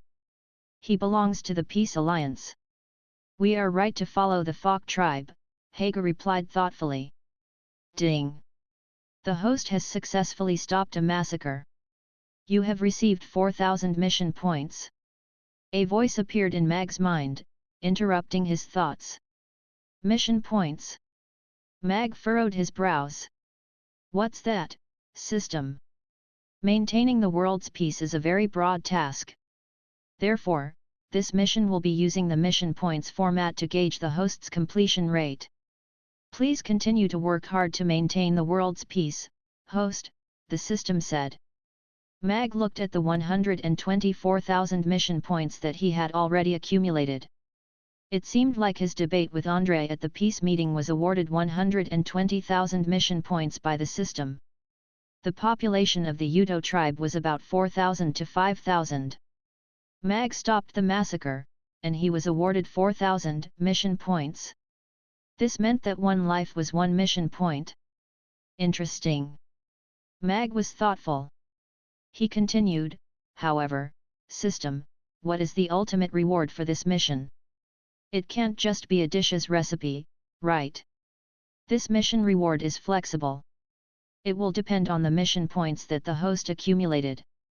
The more mission points you have, the better the reward. Anything is possible. Forget it. Anything is possible is the least to be expected. Anyway, whatever you can offer is within my imagination. Mag rolled his eyes. Unless, you can make me the god of cookery right away. Nonsense. This system has all kinds of possibilities, the system seriously said. Mag pursed his lips. He didn't intend to have a meaningless argument with the system. He made Ozai fly northwards to look for the next troop. The Roth Empire and the Orcs had a deep enmity. Alex was once the chief commander of the Northwestern Allied Forces, so he knew that the Northwestern Allied Forces had many plans for invading the Twilight Forest. This 6 separate troops plan was one of them. And based on the advancement of this troop, he could roughly deduce the current locations of the other troops. Although he only promised Connie to stop one troop, he couldn't control his fury when he saw those massacred tribes. Ding! Emergency! An extremely dense black fog has been discovered 80 kilometers northeast. A great old one might be present. Host, please go and check it out. Right then, the system sounded again, with a hint of panic in its voice. Mag was stunned to hear that. He immediately made Ozai turn around and fly towards the northeast. At the same time, he asked inwardly, System, what's going on? The current situation is unknown, the system replied. Is it a coincidence or a conspiracy? Mag frowned. The northeast should have been cleared by the Roth Empire's cavalry, but the evil aura of the Great Old One was discovered there. Mag remembered the terrible content on the wall murals. The devil that created chaos and war, sucked in the grievances greedily. I hope the situation is not what I think it is. Mag turned solemn, and made Ozai raise its speed. At the same time, Josh, who had just finished sucking in all the grievances of this middle-sized tribe, licked his tongue satedly as the devil's voice appeared in his mind. Danger is rapidly closing in. We need to leave here temporarily. What danger? Josh closed his long and narrow eyes as he clenched his fists slowly. The inflation of his power inflated his heart too. He was trying to find an opponent to test his power now. He was about to break through the 10th tier soon. It's the person that you least want to see. You are not his match right now. Alex. A killing intent flashed across Josh's eyes. His sense for the black fog was limited. If Irina was here, she might be able to see something, but he couldn't sense any special presence. Antag system, where is that thing? Mag tried to seek help from the system. It has already disappeared. The host is late. We can't trace it at the moment. The system sounded in Mag's mind. Useless. Mag pursed his lips, and watched the burning orc tribe with narrowed eyes. He then suddenly widened his eyes, and lifted his hand at a certain place. The Tiandu sword pushed down a stone wall, and forced its surrounding flames back. Underneath that stone wall was a male orc's corpse. Judging from the wound on his neck, Mag could deduce that he was killed by the Roth Empire's Knight's standard longsword, but that wasn't the point of Mag's focus. Mag's focus was on his terrible shriveled form. He seemed to be drained of his blood, and only his dried-up corpse was left. This wasn't caused by the fire, because the flames hadn't reached him yet, and a knight's sword couldn't have caused that. What's going on with this? Mag looked at the corpse and frowned. It's related to the black fog, the system said. His target should be these bodies' blood, life force, and resentment. So, this great old one already knew that there would be such a battle in the Twilight Forest, and began to crazily consume all the blood, life force, and resentment after the battle to empower himself. Mag furrowed his brows more. Suddenly, an idea flashed through his mind, and he surprisingly said, or perhaps he has started this war. That was why the Northwestern Army received the order to massacre the Orc tribes. The only person who could have done this was Josh. Irina once said that she had sensed the existence of the black fog from Josh. However, they let the matter go afterwards because they couldn't find any conclusive evidence. However, if all this was planned and put into action by Josh, everything could be perfectly explained. Andre and Sean traveled thousands of kilometers to take part in the peace meeting at the Chaos City, and yet they launched an attack on the Orcs and Elves at the same time when they could be surrounded. This was a decision that nobody could comprehend. When the news got to the peace meeting, Mag could obviously see astonishment flash across Andre's face. Looking back at it now, Andre most probably didn't know about it, either. Andre wouldn't be so stupid as to antagonize the entire Norland continent. The influence of the Urba tribes incident was so immense that it was unforgettable. However, the Roth Empire's army had already caused dozens of such tragedies in the Twilight Forest now. Although Sean had been managing the Northwestern Allied Forces military zone for many years, it was impossible for him to override Andre to mobilize the entire Northwestern Allied Forces to attack the Orcs, let alone mobilize the northeastern border troops to attack the Elves. As for how Josh, who didn't have many connections in the army, mobilized the two main army fronts for an invasion without Andre knowing, it definitely had to do with the Great Old One. What does this fellow want to do? Mag's expression was cold as he surveyed his surroundings with clenched fists. The sun began to set gradually in the west. The surroundings were completely silent, and only the sounds of the woods crackling in the fire could be heard every now and then. If Josh's motive was to absorb resentment, the host should prevent more orcs from dying in order to stop Josh, the system said.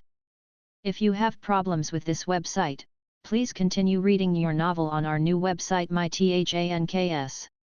I suddenly regret that I only sliced off his ear previously, and not simply cut off his head.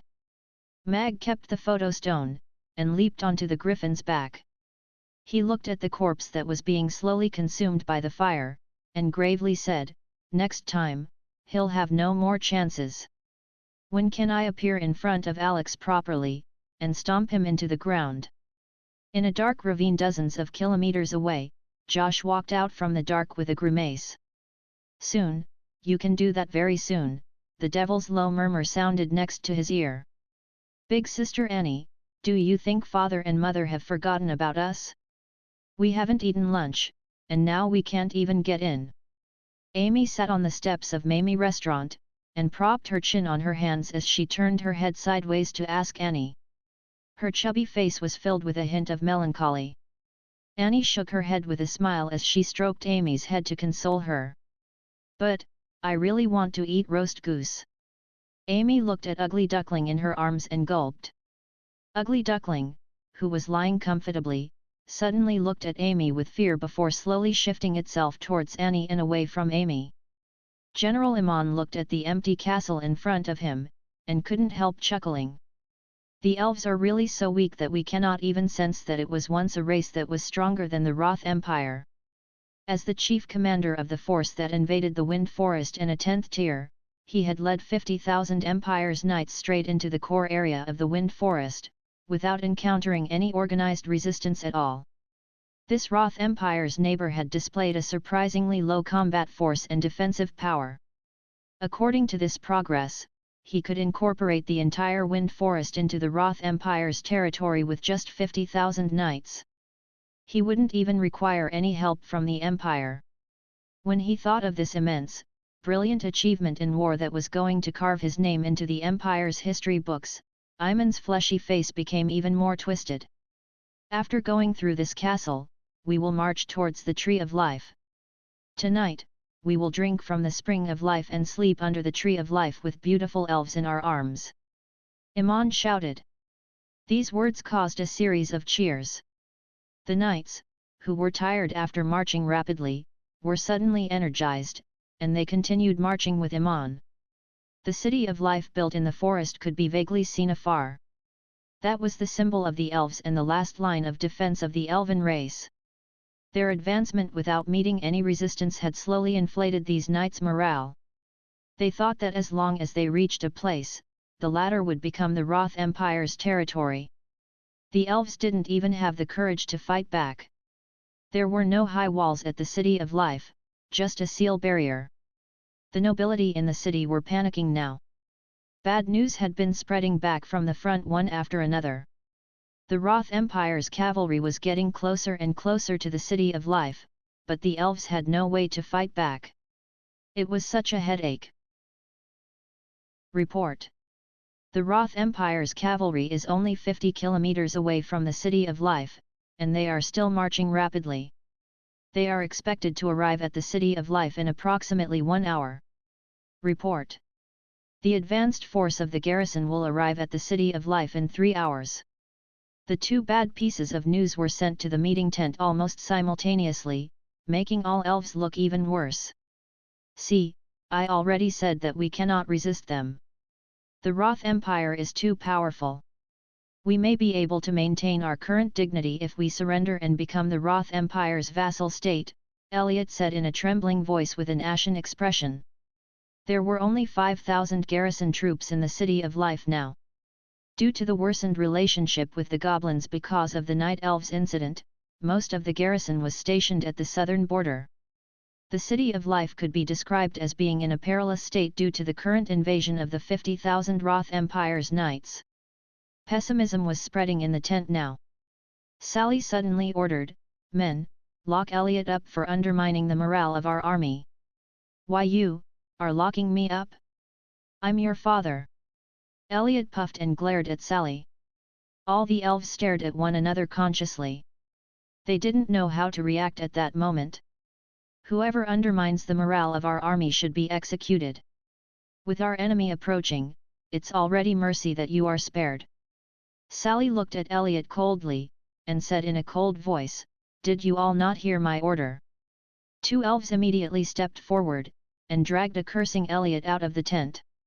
"Now, does anyone still want to surrender?" Sally's cold gaze swept over all the elves. All the elves in the tent tensed up, and then lowered their heads.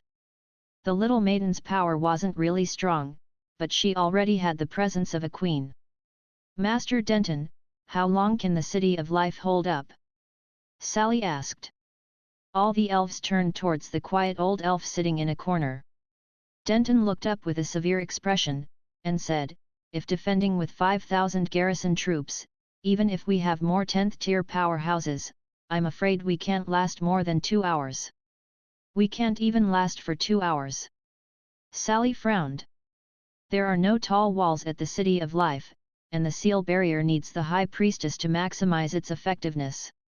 The Roth Empire sent 50,000 knights along with many magic casters. If they focus their attacks on one point, they will be able to break through the barrier very quickly. 5,000 garrison troops isn't going to hold on for long against 50,000 Roth Empire's knights. Denton nodded. How could the defense of the City of Life be so weak? Sally was still perplexed. "You don't know about it, Princess. The elves' defense strategy has always focused on the periphery. All the family's domains formed a spider web that kept the enemy beyond the City of Life, so all the families had kept a great number of soldiers. However, those families at the periphery gave up without a fight this time, which was equivalent to exposing the City of Life to the enemy's swords. It's difficult to form a strong defense at the very last minute, Denton explained. These fellows, Sally clenched her fists. After enjoying their lives for over 100 years, these elven lords had forgotten about their mission. They actually chose to flee when the enemy came, and put the City of Life in danger. Denton continued, I have already issued a conscription order to all the lords around the City of Life. If they can come with their soldiers, they will be much faster than the garrison troops that are summoned back from the south. Sally coldly said to Denton, tell them, if they don't come with their troops, or they deliberately react slowly, they will lose their domain and status forever. We can do without such feudal lords. All right. Denton nodded. After looking at Sally in hesitation for a moment, he continued, there's one more thing. Can we talk in private, Princess? Sally and Denton left the tent. Please, Sally said to Denton. There are over 100,000 elves in the City of Life. If we can mobilize them to defend the city, then we don't have to fear the 50,000 invading Roth Empire's knights. However, I am only worried that the night elves will cause trouble in the midst of the chaos and worsen the situation, Denton said. Everyone was a magic caster in the elven race. Although their powers differed, there were over 100,000 elves living in the City of Life, and it wasn't hard to select tens of thousands of elves with combat ability. Furthermore, most of them were veterans who had experienced the racial war 100 years ago. Sally pondered for a moment before saying to Denton, the night elves aren't evil, and they are our people too. I believe they won't make trouble when the Wind Forest is being invaded, and is about to be toppled. They will become our partner to resist the enemy. Denton looked at Sally with appreciation, and said, if that is the princess's judgment, then please conscript all the elves in the City of Life, and make them join in the defensive battle of the City of Life. Once the city falls, an unorganized resistance will be throttled by the Roth Empire's cavalry. All right. I'll proceed to the Tree of Life to issue the conscription order now. I'll leave the battle arrangements to you. Sally nodded before turning towards the Tree of Life. She took a step forward, and a silver light flashed underneath her feet. She disappeared on the spot. Very soon, Sally's voice rang in the City of Life. The people of the City of Life, I am Sally. I think you all already know that the Roth Empire has started a war with our Wind Forest. They invaded our land, killed our people, and are closing in onto the City of Life now. We have once deemed them as our ally and trustworthy friend, but they have stabbed us in the back now. They tried to give us a fatal blow. Now, the elven races on the boundary between life and death, 50,000 Roth Empire's knights are rushing to the City of Life with their swords unsheathed, but we only have 5,000 garrison troops in the city now. I need your help. The elven race needs your help. Just like how we chased the invaders out of the Wind Forest 100 years ago, the elven race needs you to step forward and stand together with the City of Life this time and chase these robbers out of the Wind Forest. The elves gradually calmed down from panic. Some took down their dusty bows and arrows from the walls. They carried the quivers on their backs, and then hugged their wives and children before walking onto the streets. Some took off their opulent robes, and changed into their magician robes. They took their magic wands, and stepped out onto the streets. Some took out their old armor from under their beds, and stuffed their fat bodies into it. The crowd slowly converged on the streets, and proceeded towards the area where they called the muster roll of officers and assigned them tasks. The veterans donned their armor to guard the city again. However, the scene of surrendering with white flags didn't appear as they expected. Under the dome-shaped barrier that covered the city were tens of thousands of neatly arranged and alert elven soldiers. However, apart from the 5,000 neatly armored elven garrison troops in the center, the elves on its flanks and in the rear had messy equipment. Some even simply came in casual clothes and with magic wands. However, these seemingly messy squads had a hard-to-ignore cohesion. They actually shocked the fully armored and uniform Roth Empire's cavalry. Didn't they say the City of Life only had 5,000 garrison troops? Where did all these people come from? Iman was also shocked to see the extra 30,000 elves who suddenly appeared. The elves weren't a weak race. The Roth Empire only managed to catch them unawares.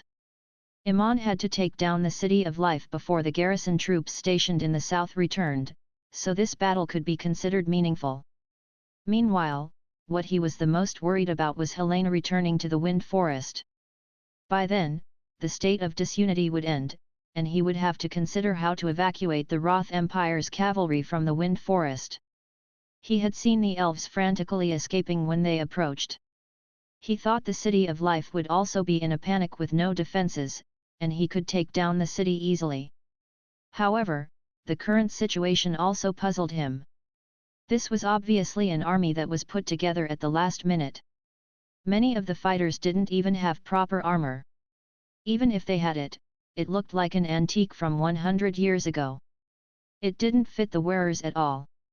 However, this army that was put together at the last minute in assorted clothes gave people a deadly feeling when they stood together in order.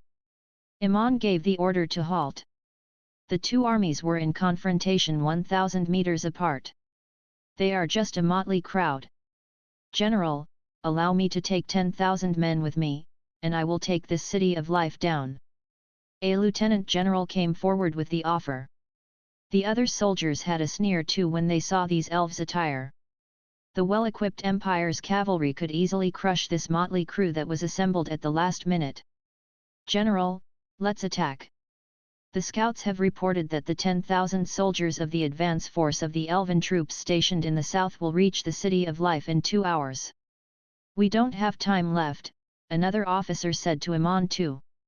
Iman nodded after hearing that. He ordered, Kater will lead 10,000 heavy cavalrymen and elite magic casters as the advance force. The rest will enter the city after them. We will kill all the elves, destroy the City of Life, and burn the Tree of Life. Yes, everyone answered solemnly and began deploying their troops. There was a 100-meter wide boulevard at the City of Life's main gate.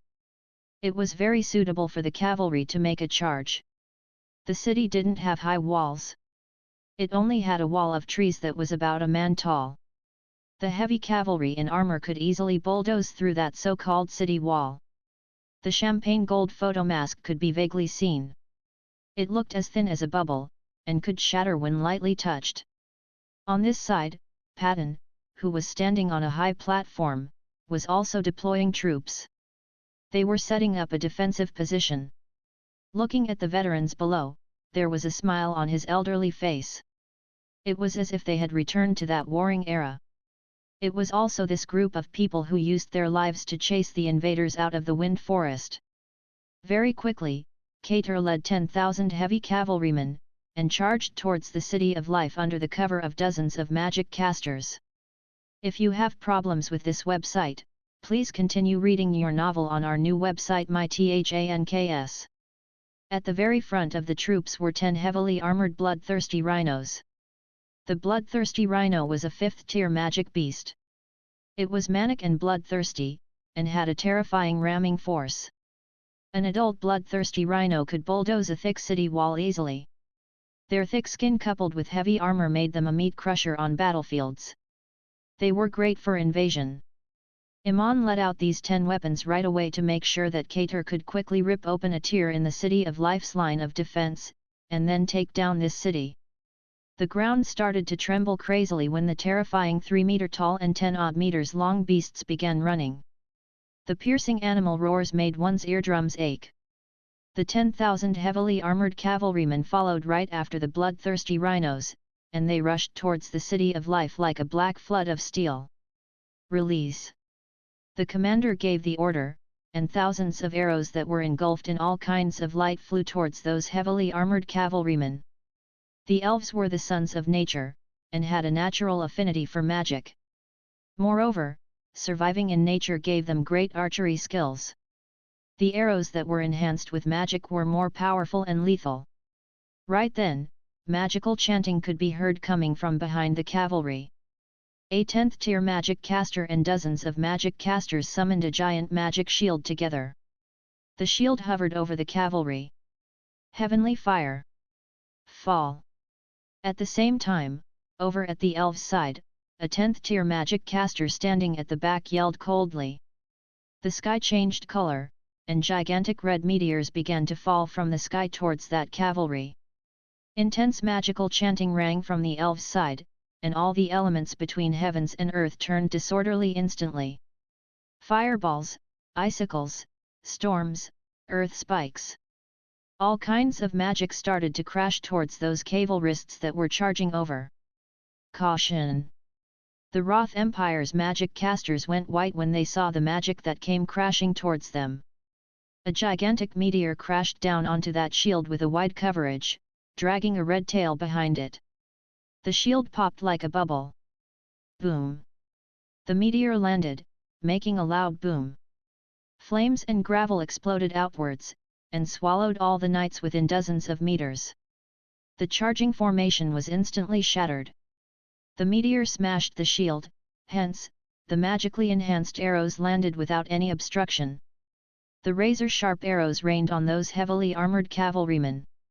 Apart from the tough breastplates that couldn't be penetrated, the arrows landed everywhere. Hundreds of knights fell off their horses just after one salvo. After the rain of arrows came the dense magical storms. Vines and mud walls suddenly appeared from the ground, and tripped a big group of knights. Thousands of magic spells of different tiers rained down together. The heavily armored cavalrymen couldn't withstand the baptism of magic, even though they were extremely physically resistant.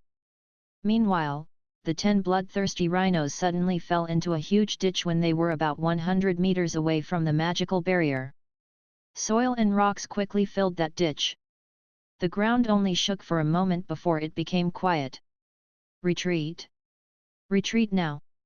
Iman glared at the cavalry that was being bombarded by magic with bloodshot eyes.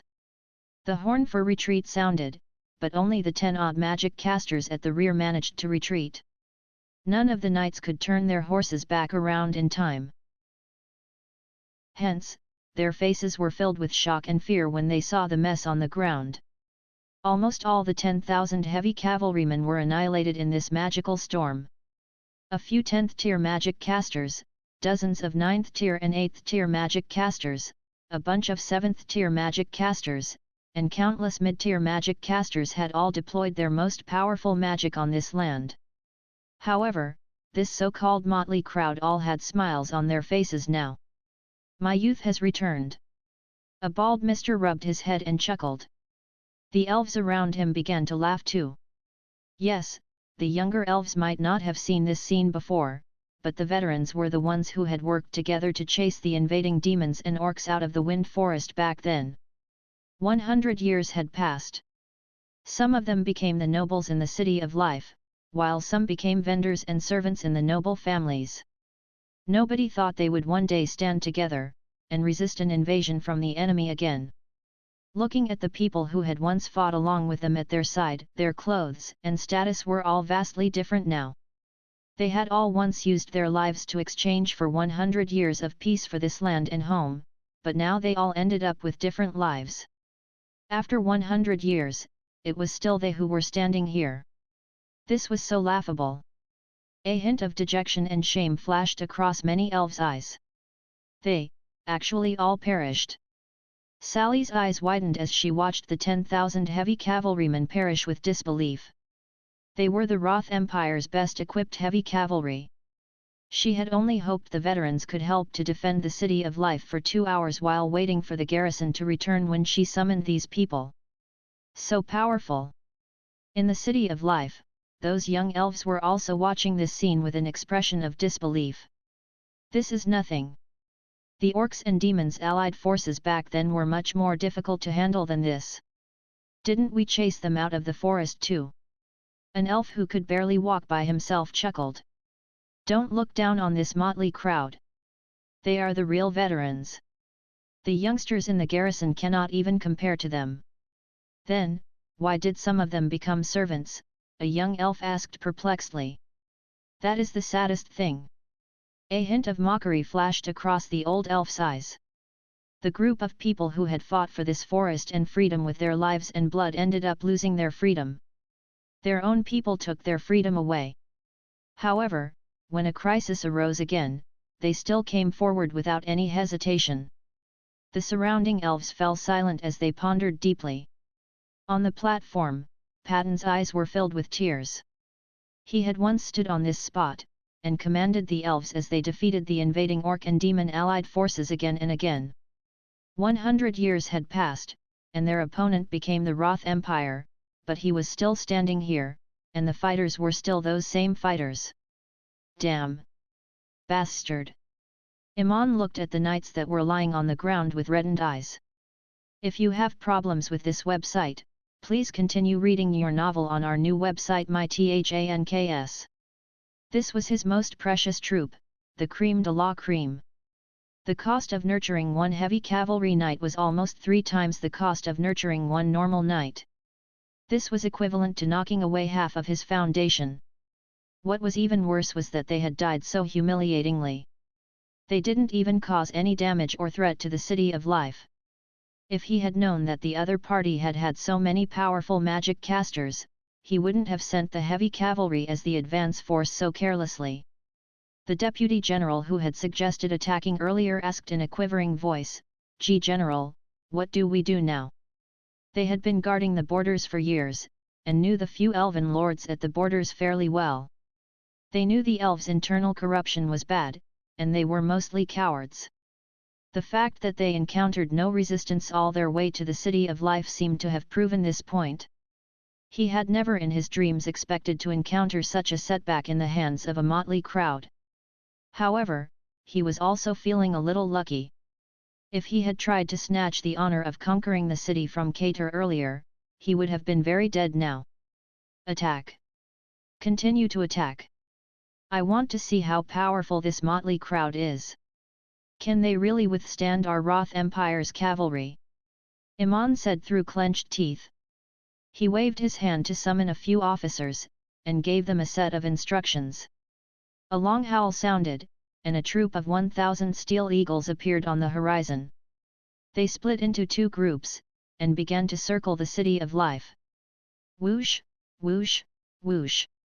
Arrows shot up from below, but the steel eagles were flying at a very high altitude, so only a few projectiles managed to hit them. The 40,000 cavalrymen split into 4 troops, and surrounded the City of Life. As a veteran general, Iman knew very well that this wasn't a good strategy for a siege. After the heavy cavalry was exterminated, and before the enemy's reinforcements arrived, he should be considering how to evacuate his army, meet up with the advancing troops in the rear, and then discuss the follow-up battle plan. However, the order he received was to take down the City of Life at all costs, and do everything to hit the elven race hard. He didn't know what his superior's objective was, but he knew very well that this order meant that his troops would have to sacrifice everything for the Empire's benefits, including the soldiers' lives. The magical storm launched by thousands of magic casters converging together was too terrifying. There was no way to survive within the storm's range, even sacrificing his soldiers' lives wouldn't help at all. Hence, he chose to split up his troops, which was forcing the other party to split up their manpower at the same time too. This would eliminate the magical storm. Do these fellows want to die?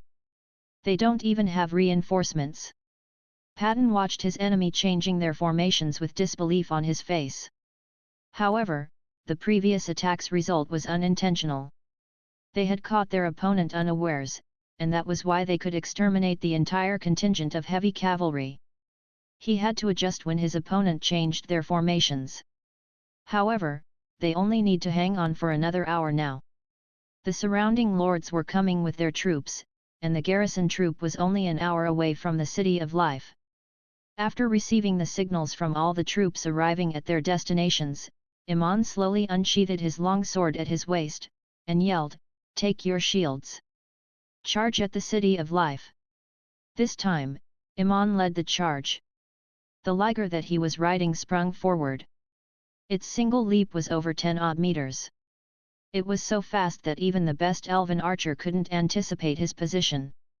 Behind him, 10,000 cavalrists charged towards the City of Life again.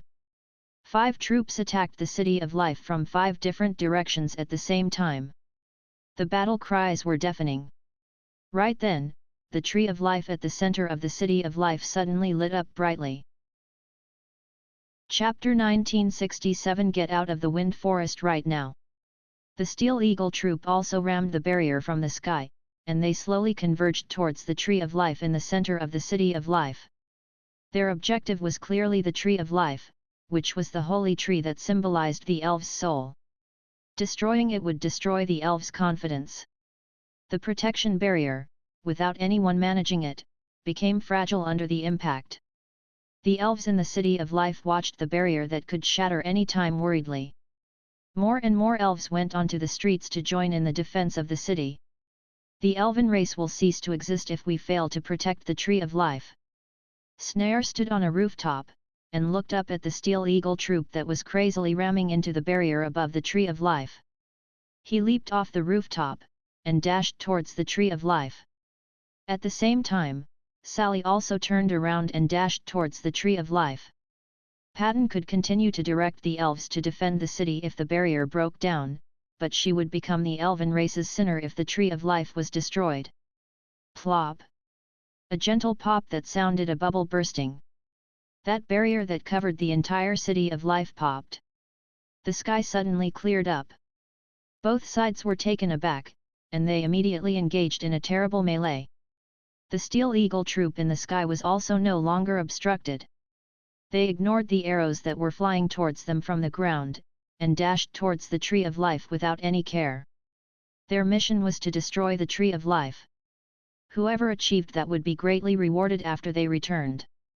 The huge tree that was over a few hundreds meters tall had hanging branches like a willow, and glowed with a faint green light.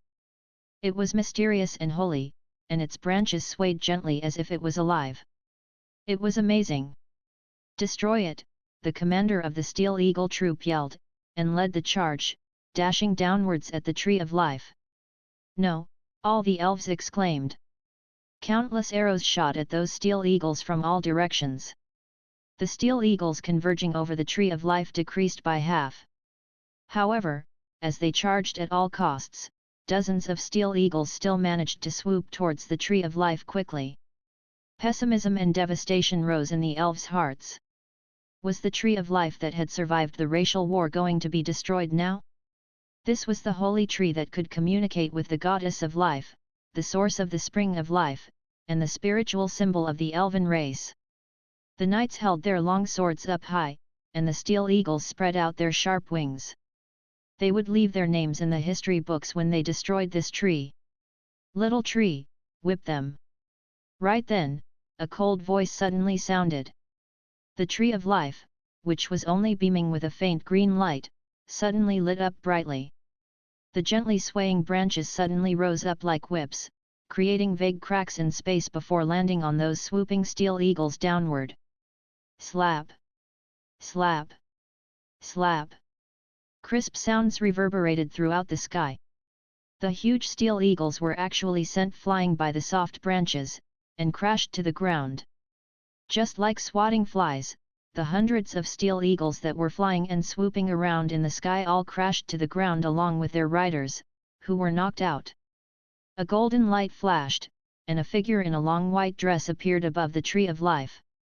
Her silvery hair drifted in the wind, and her exquisite face was icy cold. "It's Princess Irina. Princess Irina is back."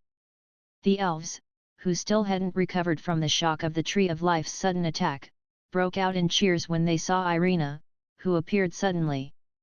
The protection barrier was already gone, and the city of life had descended into an all-out melee.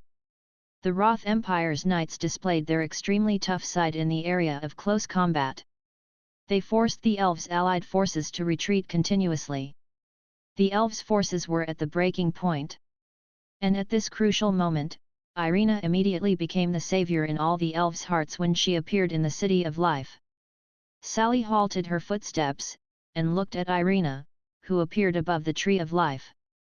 She, too, had an elated expression. The tree of life was fine, and the elven race finally had someone to depend on. "Princess!" SAHDR halted his footsteps too, and looked at Irina with joy in his eyes. "She really came. What's she doing here?"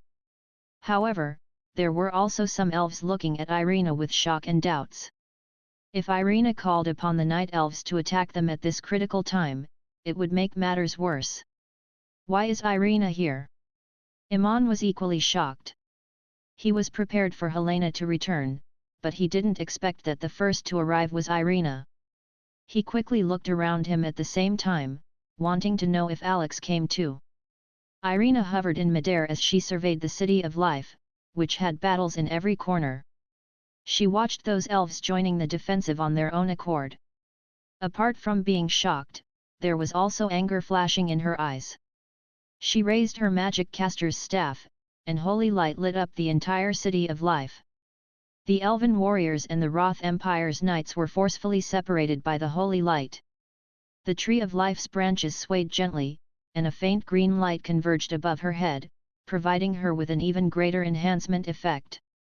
Irina stared at Iman from afar, and coldly ordered, "Get out of the wind forest right now." Iman looked at Irina with tightly furrowed brows. "General, the advance troops of the garrison have arrived. We have to retreat now. There are 2 other unknown elven troops approaching from other directions," a deputy general whispered in his ear. At the same time, 3 flying steeds quickly flew over from the horizon. Their imposing aura clearly showed their identities. Iman's determination to fight to the death was completely destroyed. He gravely ordered, "Set off the signal. Retreat." The red signal flare rose into the air, and the knights that were attacking the city of life from 4 directions rapidly turned their horses around and retreated. "We won!" The elves' cheers instantly reverberated throughout the air above the city of life. Their faces were filled with joy. They hugged one another to celebrate this victory, despite the differences in their identities. "These bastards!" Helena's flying steed finally reached the sky above the city of life. Her face turned dark when she saw the ruined city. "It wasn't the lords whom you designated that saved the city of life. It was these common elves." Irina looked at Helena, and said in a mocking tone, "You guys threw away what was the most precious to the elves when you set that ridiculous policy back then. You have forgotten about it, but they didn't. Hence, they stepped forward once again." Helena looked at those common elves, who were covered in blood. Those elves of different statuses and wearing different clothes were standing together, but they looked so cohesive, and their smiles were so down to earth. Just like back then. However, its effects would not stop just like that. Once certain memories had been awakened, they would not be easily erased again. "You're right. We chased the orcs and demons out of the wind forest like this a century ago. A century later, we are still using the same method." Helena looked at the elves supporting each other with mixed feelings. After that, she looked at Irina. "We are not in the wrong. Neither are they. However, those landlords are really terrible. I will change them all.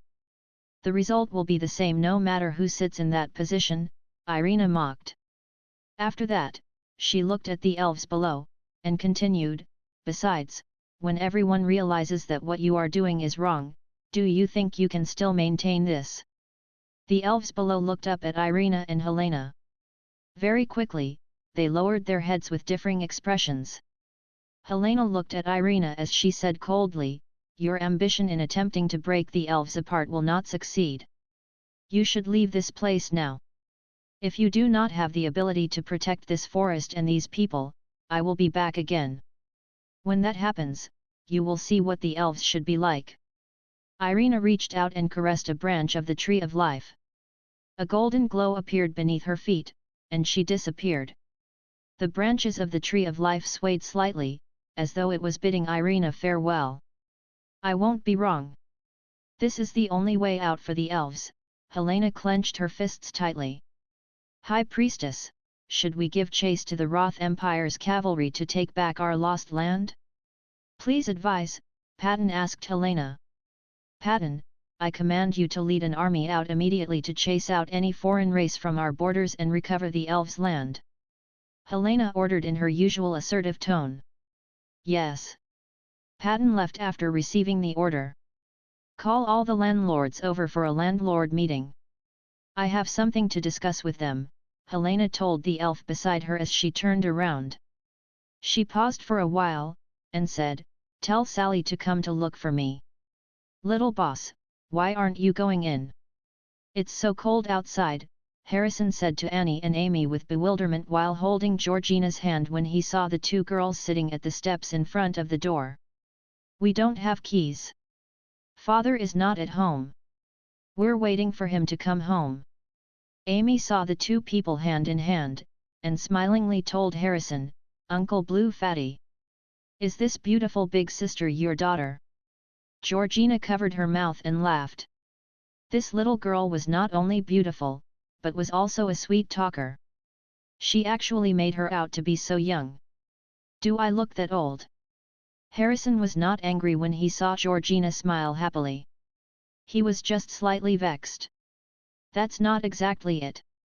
You're just as old as a few big sisters, so you look like a father." Amy shook her head. "Yes. That's a big sense of security," Georgina said shyly with a nod. She leaned her head on Harrison's chest and smiled. During this period, Harrison had been going out every day to look for food. There was finally some color on Georgina's face and some meat on her bony body, which gave her back her youthful vibe. Hee hee. Harrison chuckled foolishly. He wanted to give Amy a big thumbs up for that effective aid. If you have problems with this website, please continue reading your novel on our new website mythanks. Little Amy, Annie, come in over and eat.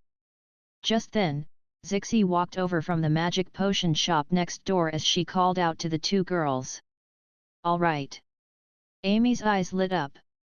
The moment she stood up, her stomach started rumbling. She bade farewell to Harrison, and held Annie's hand as the two girls made their way to the magic potion shop. "Boss Mag is too much. The two children are still at home. How can he leave without even saying anything? I made a meal for you too."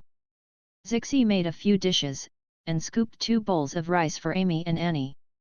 Her heart went out to them when she watched them eat hungrily. Father must be held back by something. Maybe he went to catch a goose. "He said he would make us roast goose," Amy explained with a smile as she helped herself with some rice. "This child." Zixi could not hold her laughter in. It was just a passing comment. There was no doubt that Boss Mag loved the two children. If there weren't any delays, he would never let the two children go hungry. "Big sister Zixi, when can the baby in your tummy come out?" Amy asked curiously as she looked at Zixi's bulging tummy. Annie looked at Zixi curiously too. She was also very interested in Zixi's baby. "It's too early for that. The baby is still very small now. It will only come out a few more months later," Zixi said with a motherly smile. "Baby, you must be good. When you come out, you can play with us," Amy said as she went over and caressed Zixi's stomach. Annie also reached out to caress Zixi's stomach with a smile. Mag intercepted 4 Roth Empire troops that had invaded the Twilight Forest, and forced them to retreat together with the pressure of the Allied forces. The troop that was invading Og tribe happened to run into Oster, who returned to the tribe. After a fierce battle, the invaders decided to retreat after seeing the reinforcements from other Orc tribes. Another troop reached the Fok tribe, and was beaten to a pulp by tens of Orc allied forces. The 30,000 cavalrymen were either killed or taken prisoner. However, the northwestern allied forces that had retreated did not return to their original borders. Instead, they shifted the border 100 kilometers forward towards the Twilight Forest, and set up their camp there. The reinforcements had already paved a way over, and caught up with them. "Where is that fellow, Josh, hiding?" Mag circled over the fallen tribes in Twilight Forest, but did not find any traces of Josh. The system did not give him any feedback, either. Tying up the loose ends was what the Orcs and the Roth Empire had to deal with. What Mag was more concerned about right now was that Josh probably had already sold his soul to the Great Old One. Was the Great Old One controlling Josh related to the one that disappeared beneath Dragon Island? After starting a war among 3 races, and absorbing the resentment of those who had passed away, would Josh become stronger? He's a ruthless one. In the end, Mag chose to give up, and left a comment on Josh. He was a person who was willing to forsake a throne he could have gotten and his identity as the second prince of an empire to become the puppet of the devil. What else was he not capable of? Oh, no. I forgot to cook for Amy and Annie. Mag glanced at his watch, and hit his head. After that, he said anxiously, Ozzy, let's go back. Back. Mag took a closer look, and was shocked to see Rebecca, who was in her hot pot restaurant uniform. He exclaimed, Madam Rebecca, what are you doing here? My child hasn't had much appetite for the past 2 days, so I bought her 2 vats of Big Mama spicy sauce. This spicy sauce is delicious. You can mix it with rice or noodles. On top of that, they even got 2 round animals at the door to attract customers. I heard they are called penguins, Rebecca said with a smile. She even lifted the 2 vats of spicy sauce in her hands to show Mag. I see, that's great. Mag looked at the huge vats of spicy sauce in her hands, and was surprised that there would actually be people in the city who specialized in spicy sauce. Oh, right, please take 1 vat back. Amy would definitely love it. The last time she came over to my house, she had 3 bowls of rice with this spicy sauce. Rebecca placed one of the vats into Mag's bicycle basket, and told Mag smilingly, Jessica said that she wanted to look for Amy a couple of days later to play. I'm busy with work these few days, and did not have the time to bring her over. Most people could not finish 3 bowls of rice, but for Amy, 3 bowls of rice did not satisfy her. Therefore, Mag knew that what Rebecca said was true. Other than the fact that Amy was probably very hungry then, this spicy sauce should be rather not bad. Mag had not had spicy sauce on its own for a very long time as well. He did not want to reject Rebecca's kind offer, either. Therefore, he said smilingly, sure. Thank you. You can bring Jessica over after work tomorrow. Amy will not be having classes these few days, so the children can play. Sure. Please take care. I'll have to go back to make dinner for my child. Rebecca nodded with a smile. All right. Mag got on his bicycle, and bade Rebecca farewell before leaving.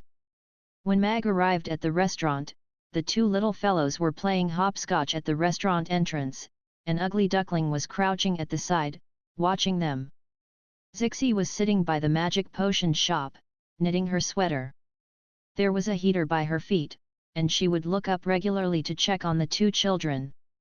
When she saw Mag returning on his bicycle, she put down the little sweater in her hands, and said, Boss Mag, you're finally back. The 2 children have been waiting the entire day. I went out to look for ingredients today, and went a little too far, so I came back late. Mag felt ashamed. The children had lunch, but they insisted on waiting for you to have dinner together.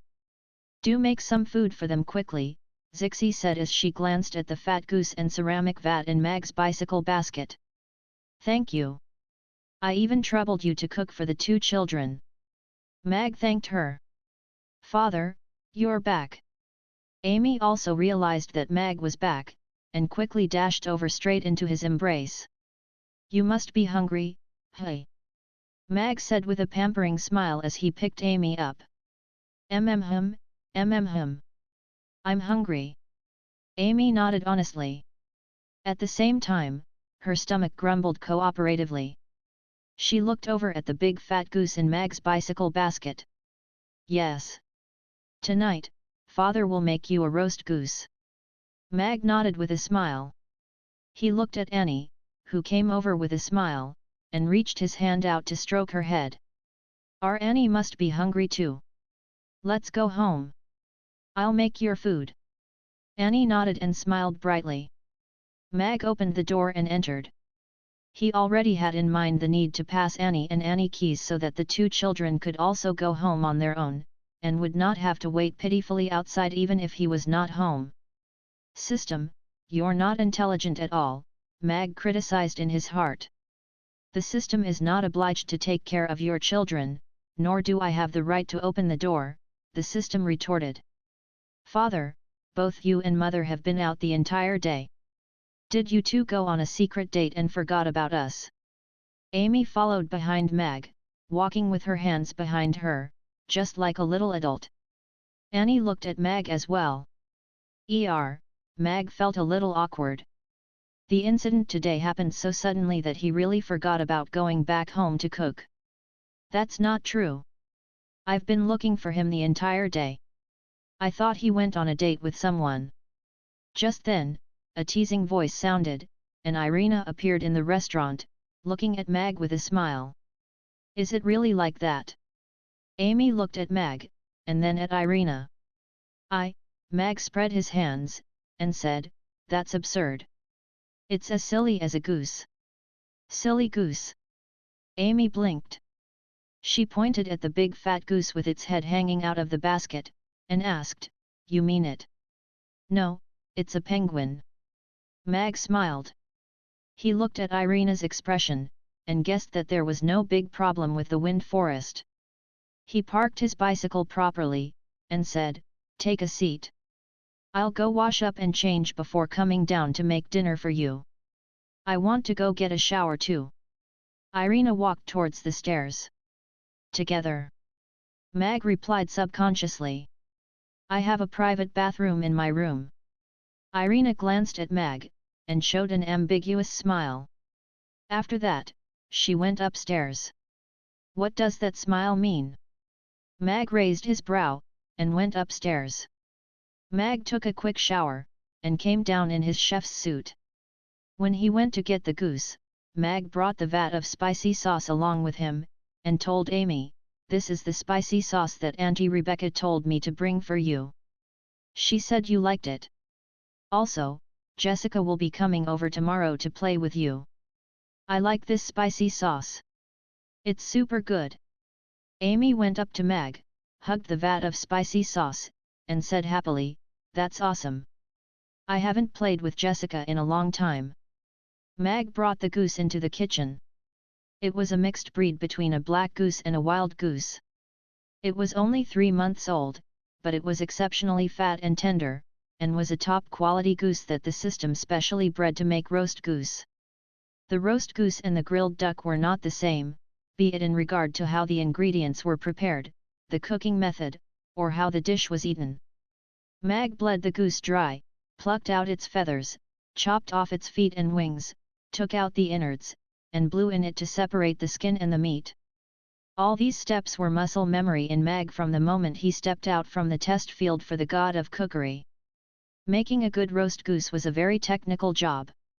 Mag only heaved a sigh of relief after putting the goose that was slathered with a layer of caramel in the oven.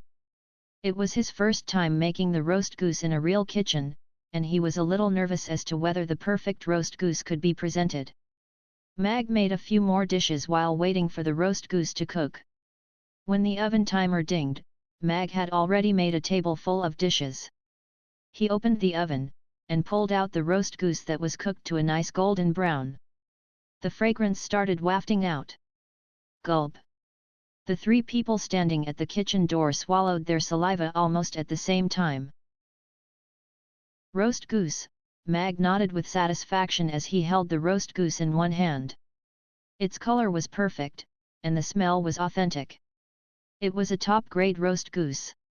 This color is to die for, Irina commented. It looks better than the roast goose sold in the roast goose restaurant a street away. Amy nodded as she locked her gaze on the roast goose in Mag's hand. Mag laughed as he pulled out the hook in the roast goose, and poured the braised sauce in the roast goose's stomach into a little bowl. That was the essence of the roast goose.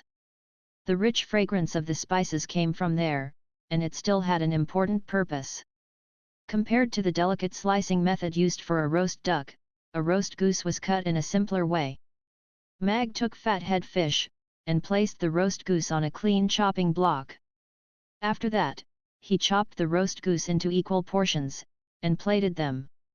After that, Mag took the braised sauce he got from the roast goose stomach previously, and drizzled it on the roast goose. After the sauce seeped into the meat, it was ready to be served. Of course, one could never forget plum sauce when it came to eating roast goose. The plum sauce was provided by the system. Mag took 4 sauce dishes out, and brought the roast goose out of the kitchen as he announced, "The food's ready, let's eat. I've already prepared my chopsticks." Amy sat on her chair as she fixed her gaze on the roast goose in Mag's hand. "You can eat it straight, or dip it in the plum sauce. You decide," Mag said with a smile as he placed the roast goose in the middle of the table. "Okay." Amy nodded. She reached her chopsticks out, and placed a goose leg in Mag's bowl. "Father, you've worked hard. This goose leg is your reward. You're using the roast goose leg that I made to reward me, eh?" Mag looked at the goose leg in his bowl, but his smile had already revealed his inner thoughts. "That's awesome. My precious daughter dotes on me." At the same time, he glanced at Irina proudly. "Mother, you've also worked hard. This big goose leg is for you." Amy placed a bigger goose leg in Irina's bowl. Mag's smile froze. "Thank you, our dear little Amy." Irina looked at Mag with a smile. She picked up the goose leg with her hand, and dipped it in the plum sauce before putting it into her mouth. Ah, the sweet tanginess of the plum sauce triggered her taste buds instantly after a day of running around without any food intake. The thin and crispy goose skin and the tender and fatty goose meat exploded in her mouth together with the rich fragrance of the braised sauce within that bite. The goose meat had absorbed the braised sauce, and was juicy and tender. Just a few bites were enough to separate the skin from the meat. The meat carried the fragrance of the charcoal grill, and was increasingly fragrant the more she chewed. The plum sauce also gave the roast goose an entirely different flavor. If you have problems with this website, please continue reading your novel on our new website mythanks. Irina seemed to have seen a big fat goose flying high in the endless sky. A very long time later, Irina opened her eyes. She took in a deep breath, and looked at Mag as she said seriously, "You're never escaping from my palms in this life. Even if you have me physically, your heart belongs to her as well." Amy finished the sentence. "Bingo." Mag nodded. He smiled proudly. Indeed, the way to a woman's heart was through her stomach. Amy also gave Annie a goose leg before picking the last, smallest goose leg for herself. She dipped it in the plum sauce, and took a bite. Her azure blue eyes lit up immediately. Her little mouth chewed quickly and swallowed the meat. She swiftly took a big bite of the goose meat before she could even speak, making her cheeks puff out. She chewed deliciously, and her face was full of bliss. Watching her eat made one's appetite increase and mouth salivate. Mag felt that Amy definitely had the talent to do a mukbang. She would always make people watching her eat feel hungry. So the roast goose is really delicious. I like roast goose. After finishing half the goose leg, Amy finally had the time to speak. She even turned to look at Ugly Duckling, and said, "Ugly Duckling, you have to eat more and grow up quickly." Ugly Duckling, which was concentrating on battling with a piece of goose meat, paused. The goose meat in its mouth suddenly lost all flavor. Annie was also taking small bites off the goose leg. Judging from her expression, she seemed to be enjoying the roast goose. Mag was not in a rush to have the goose leg. He took a piece of breast meat for himself, and put it into his mouth without dipping it in the plum sauce. The breast meat contained the skin, meat, and bone. A good roast goose had to be good in every way.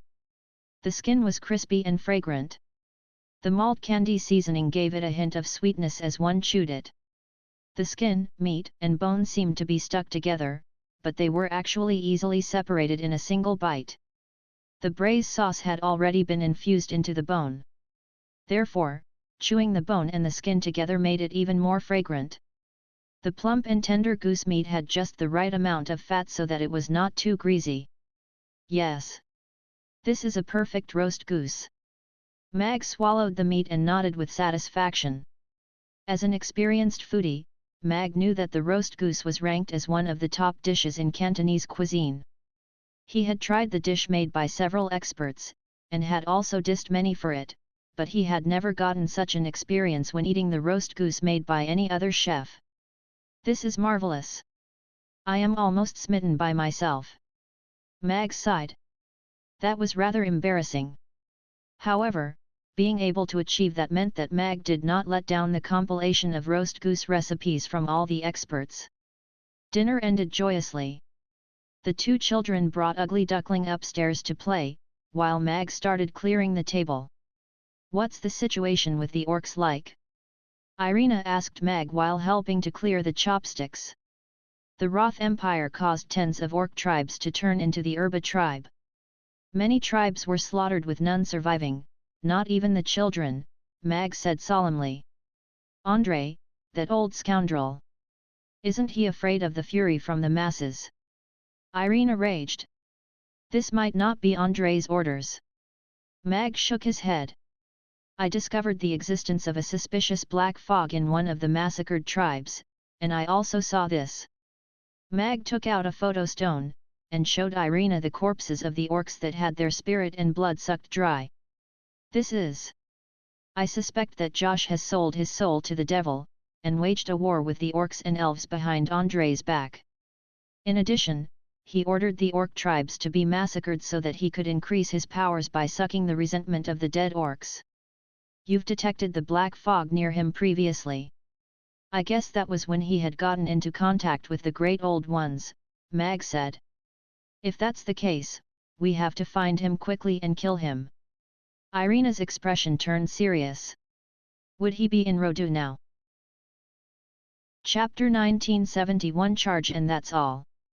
The Roth Empire's troops had committed several war crimes in the Twilight Forest, and that would definitely cause an uproar among the other races. That would force the Peace Alliance, which was initially made up of races of wavering stance, into becoming a closed-knitted group. The Orcs and Elves, despite rather strong capabilities, had more than half of their land taken from them within a short span of a day. On top of that, more than 10 tribes were slaughtered.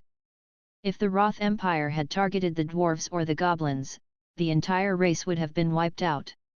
The Peace Alliance members had to work closely together and see the Roth Empire as their number one enemy due to its threat. The Roth Empire might be strong, but Andrei's original plan was to form an alliance with the forest trolls and elves, and then maintain a certain level of harmony with the giant dragons before thinking of expanding. If Josh was in Rodu, the first person to teach him a lesson would be Andrei. Rodu, in the royal study. Scoundrel! Andrei threw the emergency military report on the floor, and shouted, "Cordon off the army! Arrest all those involved in this for interrogation. Get Dominic to come back to see me now." Yes. The official left quickly after receiving the order. All the courtiers in the royal study had their heads lowered in silence. The Roth Empire's army was deployed without the king's orders, and even waged a war on the orcs and elves. This was a huge matter. Control over the military was lost, and this was intolerable to the king. This meant that an uprising might start any time, and the empire might be moving towards its demise. The courtiers present were all bewildered. Who would make so many people run the risk of losing their heads just to wage a war on the orcs and elves? "Have you found Josh?" Andrei asked his aide softly after walking out of the royal study. "Your Majesty, we've yet to find the second prince. Everything in the second prince's mansion seems normal, but no one knew where he went," Andrei's aide replied quickly. "What about the Magus Tower?" Andrei asked with a frown. "We've heard from the Magus Tower that the second prince did go there in the morning, but it was said that he only went to the library, and left soon after. However, after our investigation, we found out that the second prince did go to the army this morning, and those who were in contact with him are currently undergoing investigation. Find him. There are some things I need him to explain to me face to face," Andrei said coldly. The Twilight Forest. In front of a massacred tribe, the Peace Alliance representative team stood in silence. If you have problems with this website, please continue reading your novel on our new website mythanks. "I think it's time we get ready for a new racial war," Lewis said solemnly. Andre is challenging our lower limit. If we allowed him to do whatever he wanted, that would mean that the peace alliance was nothing but a joke, the dwarf representative said angrily. Yes. We need to make the Roth Empire pay the price for what he did. Even the elves, who were their allies, were almost wiped out. They have already gone crazy. The goblin representative nodded. The various representatives were furious. They were shocked at what the Roth Empire had done, and all condemned its actions. The word massacre had not appeared for a very long time because of the century of peace. And right now, on the first day of the peace meeting, the Roth Empire had caused such a tragedy in the Twilight Forest, and had almost wiped out the east of the forest inhumanely. Right now, there is still a devil roaming around. According to the scene on the mural, the devil would become stronger in a massacre. That would be way scarier than war. Roland stood out as the representative of Chaos City, and interrupted the discussion. Everyone fell silent, and their expressions changed. What we want to do is to stop war, and not engage in a fiercer war using a different method. This is not what the Norland continent needs right now. Instead, it might cause even bigger trouble, Roland said. Yes. What's the most important now is to find the hiding devil, and to prevent the Roth Empire from waging another war. Lewis nodded. He looked at everyone, and said, the giant dragons will officially release a statement to the Roth Empire to warn them against waging another war with the Peace Alliance members. At the same time, we will request them to punish the persons who were involved in the massacre. I hope that all members can align with us in our actions and show the Roth Empire our stance. After coaxing the two little fellows to sleep, Mag went over to the city lord's castle to pass Michael the photo stone and tell him his conjecture. If that's the case, I'm afraid things will get very complicated. I think Andre would never admit it, and it is not convincing with just the image of the corpses. Michael's brows were tightly knitted together. After all, Irina did not find anything wrong with Josh when she used the holy light on him. It doesn't matter whether Andre admits to it. As long as we can ascertain that Josh had something to do with the devil, we might be able to find the escaped devil on him, and that would be sufficient. Mag's expression was rather cold. Michael nodded thoughtfully. I will get all our spies to track Josh down. Mag nodded. He chatted with Michael for a while more before leaving. The peace meeting was forced to stop halfway, and war had started again. This caused the Norland continent to be embroiled in a terrible ordeal. This night, it was destined that many would not be able to sleep peacefully. However, Chaos City was still bustling with life. The people had yet to realize what would happen, and they were still living as usual. Mag returned to the restaurant, washed up, and slept. The next morning, the alarm clock rang.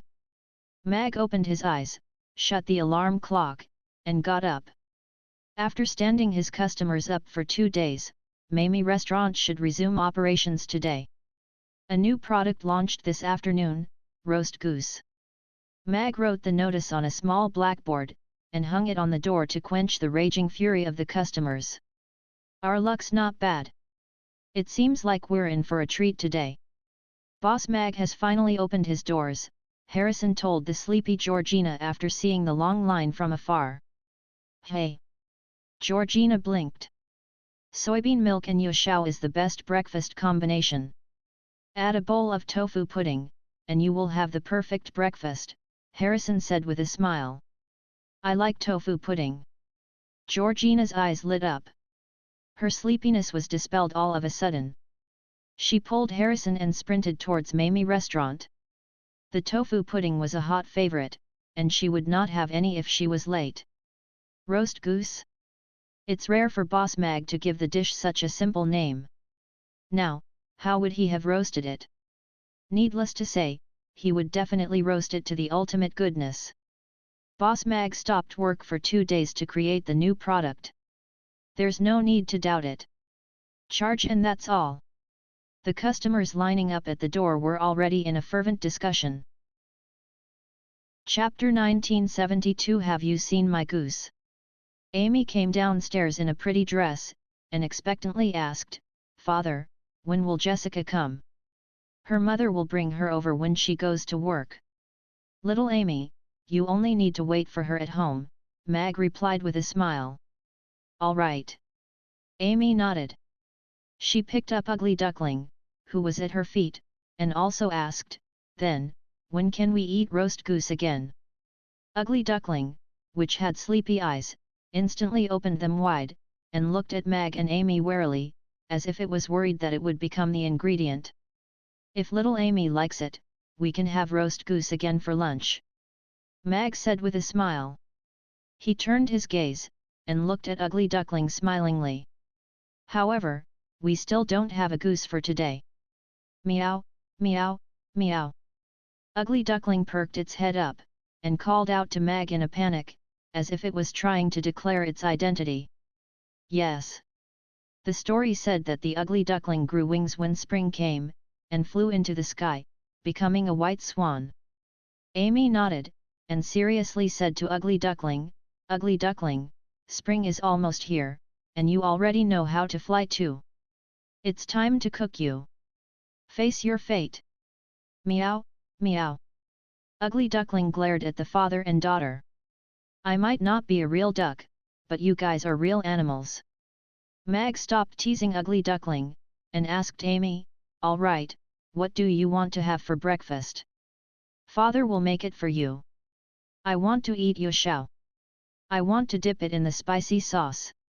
"That spicy sauce tastes great," Amy replied without any hesitation. "You can eat it that way too." Mag cocked his eyebrows. He had never doubted the natural foodie talents of Amy, the little chowhound, but eating yoshao with the spicy sauce still shocked him a little. He wondered how the spicy sauce compared to the lao gan ma. "Yes, yes. You can use it as a dip for anything. It's delicious." Amy nodded, fully expressing her love for this spicy sauce. After the breakfast service ended, Rebecca brought Jessica to the restaurant. After giving her child a few instructions, Rebecca rushed to Mana Hot Pot restaurant to start her work. Mag knew she deliberately sent her child after the restaurant ended its breakfast service so they would not bother him. The children went upstairs to play, and Mag made a pot of black tea for himself. He sat next to the floor-to-ceiling window. He didn't want to think about the matters of the great old ones and the war. He could only depend on Chaos City and the races in the Peace Alliance for intel. He checked on his religious score. It had already risen to around 25,000 points. This was already a rather exaggerated number. One had to know that these were only the fans attracted by the video playing on a loop at the delicacy extravaganza. He was only 25,000 religious points away from the next level. If there wasn't any unexpected incident, he wouldn't be able to complete that with the current delicacy extravaganza. However, the Perfect Foods report wasn't released, and his column wasn't up yet. Mag was still rather expectant about the spread and influence of the written media. Since he had nothing to do in the morning, Mag specially wrote his first column, the first disclosure of the eggplant with garlic sauce's recipe. The eggplant with garlic sauce was Mamie Restaurant's most famous dish now. Although his top objective was to promote the octopus tentacle, from the perspective of increasing his influence, the eggplant with garlic sauce was obviously the best choice. Writing a column was mentally exhausting. It took him almost the whole morning to just write a short column, and he even threw away a few versions. "Mother, did you find Gaga over there?" "No, I have searched all over, and I can't find Gaga." "Don't panic, Sakara. We definitely will find it when we search slowly." A middle-aged wealthy lady with a self-reproaching expression was consoling a young maiden with reddened eyes. "We can't find it. We can't find it anywhere. Gaga must have been kidnapped and eaten. It's so pitiful. It's just a child. Gaga is such a poor thing." Sakara burst out into tears right on the spot, attracting all the passers-by's attention. "Don't cry, don't cry. It's all my fault. I shouldn't have let it loiter at the door. I never thought that someone would catch it." Genevieve wiped the tears away for her with self-reproach as she said, "Let's continue to look for it." Perhaps it only flew away. We just have to ask around, and someone might have seen it. Perhaps it could come back by itself. Sakara slowly stopped crying, and sobbingly asked, "Really?" "Of course. I know Gaga is very important to you. I will look for it together with you." Genevieve nodded, sighing inwardly. Gaga was Sakara's pet goose. She had hatched it from an egg, and personally raised it like a precious treasure. Sakara had to go out, and she couldn't bring Gaga along, so she asked Genevieve to look after Gaga for her. Genevieve was operating a big breakfast shop at Aden Square. She forgot about Gaga when she got busy. She only asked a staff member to let Gaga roam around at the shop's front. Gaga was already missing after she was done with her work. It seemed to have been taken away by a woman. Sakara instantly broke down when she returned and heard this news. She dragged Genevieve everywhere in search of Gaga. Sakara stopped a passerby, and asked, "Hello, have you seen a goose? It's fat and white with a yellow mouth. It makes Gaga sounds when it calls. It's about this big, and can fly a little." That passerby pondered for a while before pointing to the market not far away, and saying, "Based on your descriptions, there are plenty of them in the market over there." "Thank you. My Gaga isn't a normal goose. It's a unique goose," Sakara said disappointedly but politely. "Excuse me, have you seen?" Genevieve also began to ask the passers-by. However, the more they asked, the more disappointed they were. Nobody would notice a goose, let alone provide any useful information. "Goose? Perhaps you can check out Mamie Restaurant," a passerby who was in a hurry casually said after being stopped. Mamie Restaurant? Their eyes lit up. This was the first time they had gotten distinct information that pointed them to a certain place. They wanted to ask more, but that passerby was already gone. "Mother, do you think that Gaga is really at Mamie Restaurant? Could it be already eaten since it's at a restaurant?" Sakara asked Genevieve with anticipation and worry. Genevieve held Sakara's hand, and consoled, "Don't worry. We have at least gotten useful information. Let's go and check out this Mamie Restaurant first. If Gaga is really there, we can use 10 roast geese to exchange for it. We won't allow it to be harmed." Sakara nodded. She followed Genevieve to the address they had gotten from a passerby, and walked towards the Mamie Restaurant in the east of Aden Square. When they arrived, they saw 3 children playing at the door. Lao Gan Ma or Old Godmother is a brand of chili sauces made in China. The sauce is produced by Laoganma Special Flavor Foodstuffs Company, which was established in 1997. Tao Huibi from Guizhou Province began the development of the sauce in August 1996, employing 40 people at that time in a workshop environment. 1.3 million bottles of the sauce are produced daily. The product is sold in China and over 30 other countries. Tao Huibi is the owner of the company, and her son Li Gishan became the first president of the company. Women of China magazine reported in January 2011 that the company's assets were 1.3 billion yuan, $190 million, and that the company had 2,000 employees at that time. Lao Gan Ma is credited with popularizing Chinese chili oil and chili crisp condiments in the Western world, and has inspired many Chinese-American chili-based condiments and sauces. Sakara tried to calm herself down before she stepped forward to ask, "Excuse me, lovely ladies. Did you see my Gaga?" "Gaga?" Amy stopped skipping, and turned to look at Sakara. "What's that?" "Gaga is a goose, but it's not a normal goose. It's my precious. It's rotund and fat with a yellow mouth. It's about this big and this round. It's super cute, and can fly a little bit." Sakara tried her best to describe it. "Oh, I know it." Amy was thoughtful. "Really?" Sakara's eyes immediately lit up, and she looked at Amy with joy. "Where is it?"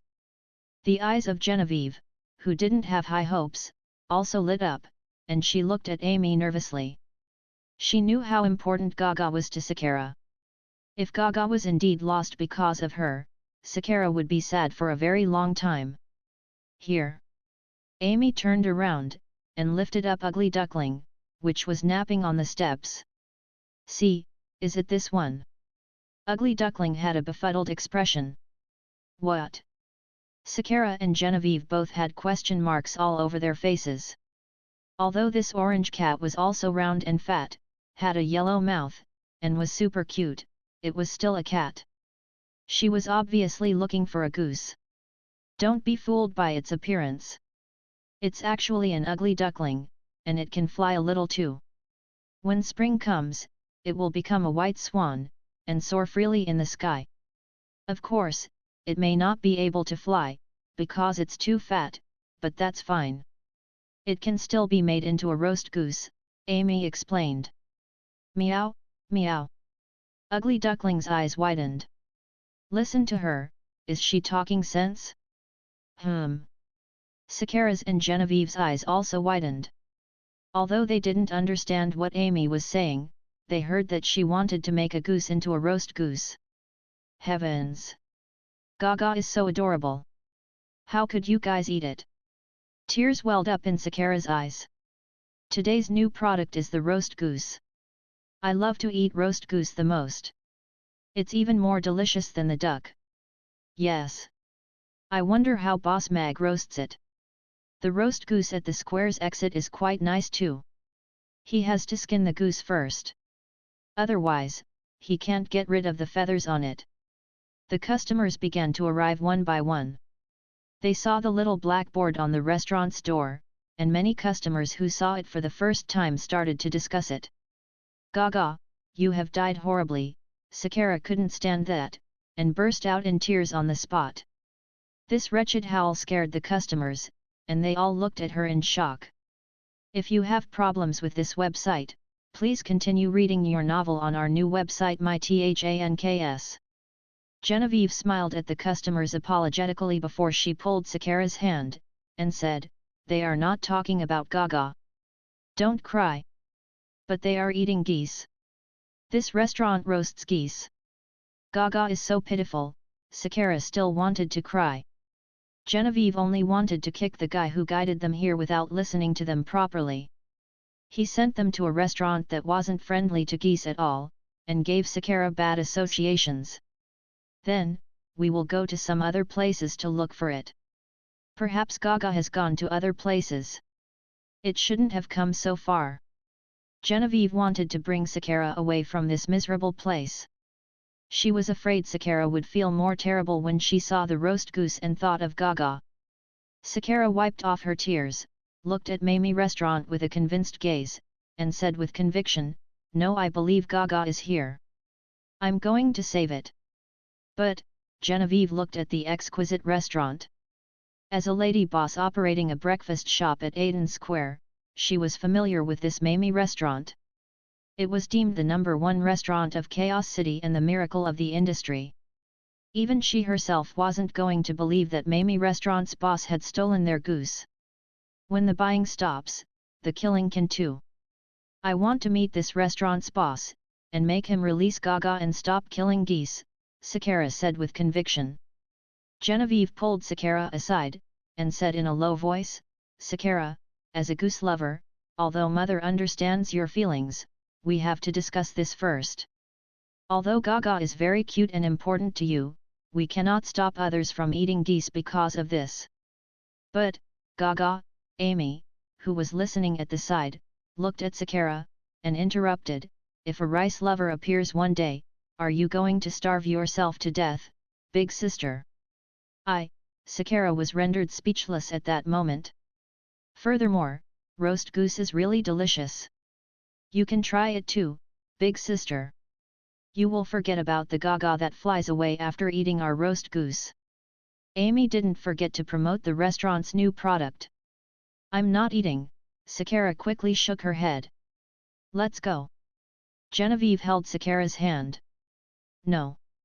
I want to make sure that Gaga isn't there. SAHDR shook her head with conviction again. Looking at Mamie Restaurant's signboard, she took a deep breath, and seriously said, I want to line up and wait for him to open. Alright. It's time for lunch too.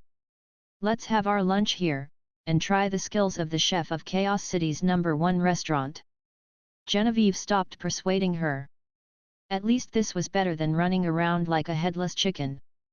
Amy stroked Ugly Duckling's head, and gently lamented, "Ugly Duckling, you are so ugly that nobody wants you."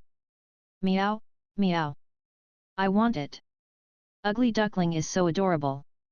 I like it so much. Jessica opened her arms wide, and scooped Ugly Duckling up. She rubbed her face against its furry head. Meow. Ugly Duckling rubbed against Jessica's chin smugly, proving that it was very much wanted. Oh, well, Jessica is just too kind. Amy sighed. Sakara stood in the front, and listened to the foodies talk about the 1000 methods to cook geese. Tears slid down her face.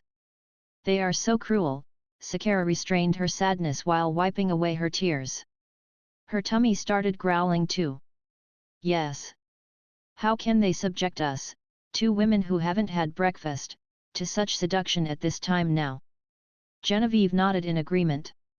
Sakara turned to look at Genevieve.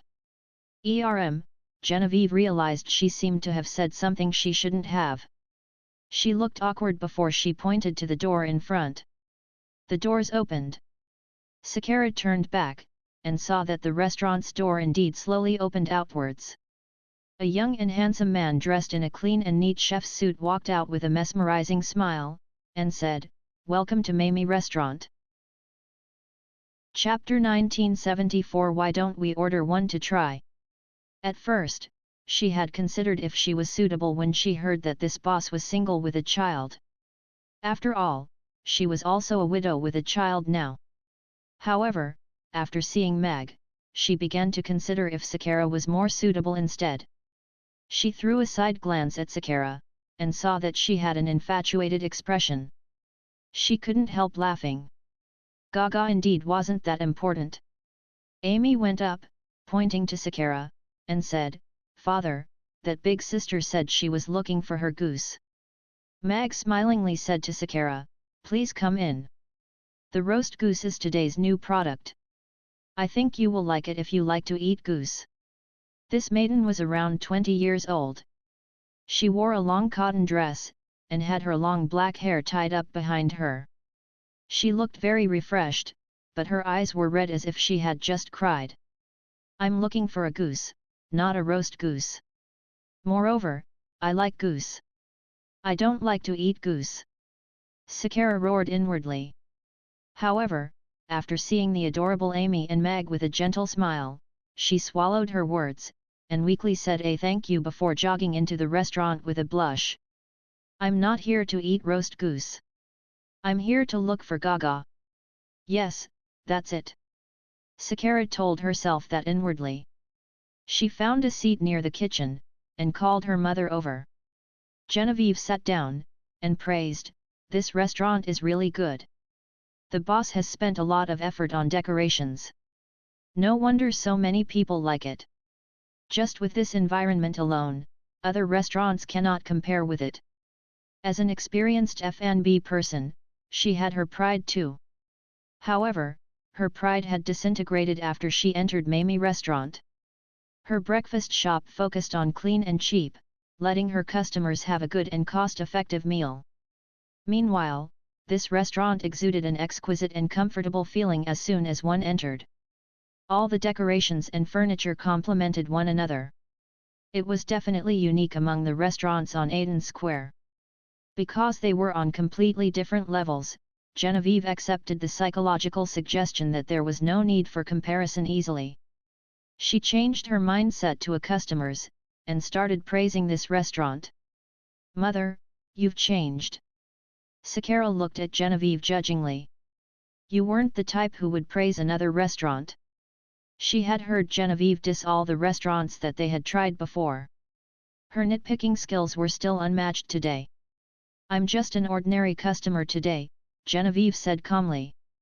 Sakara pursed her lips to show that she didn't believe her, but she didn't pursue it, either. "We're not here to eat. We're here to look for and save Gaga."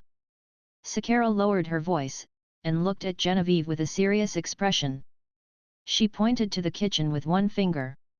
Gaga could be in there right now, waiting for us to save it. If we don't act, it will really become a roast goose. Genevieve stared at Sakara's face, and hesitated before saying, "Why don't we look at the menu, and find out about our situation first?" "All right." Sakara nodded unwillingly. "If you have problems with this website, please continue reading your novel on our new website mythanks.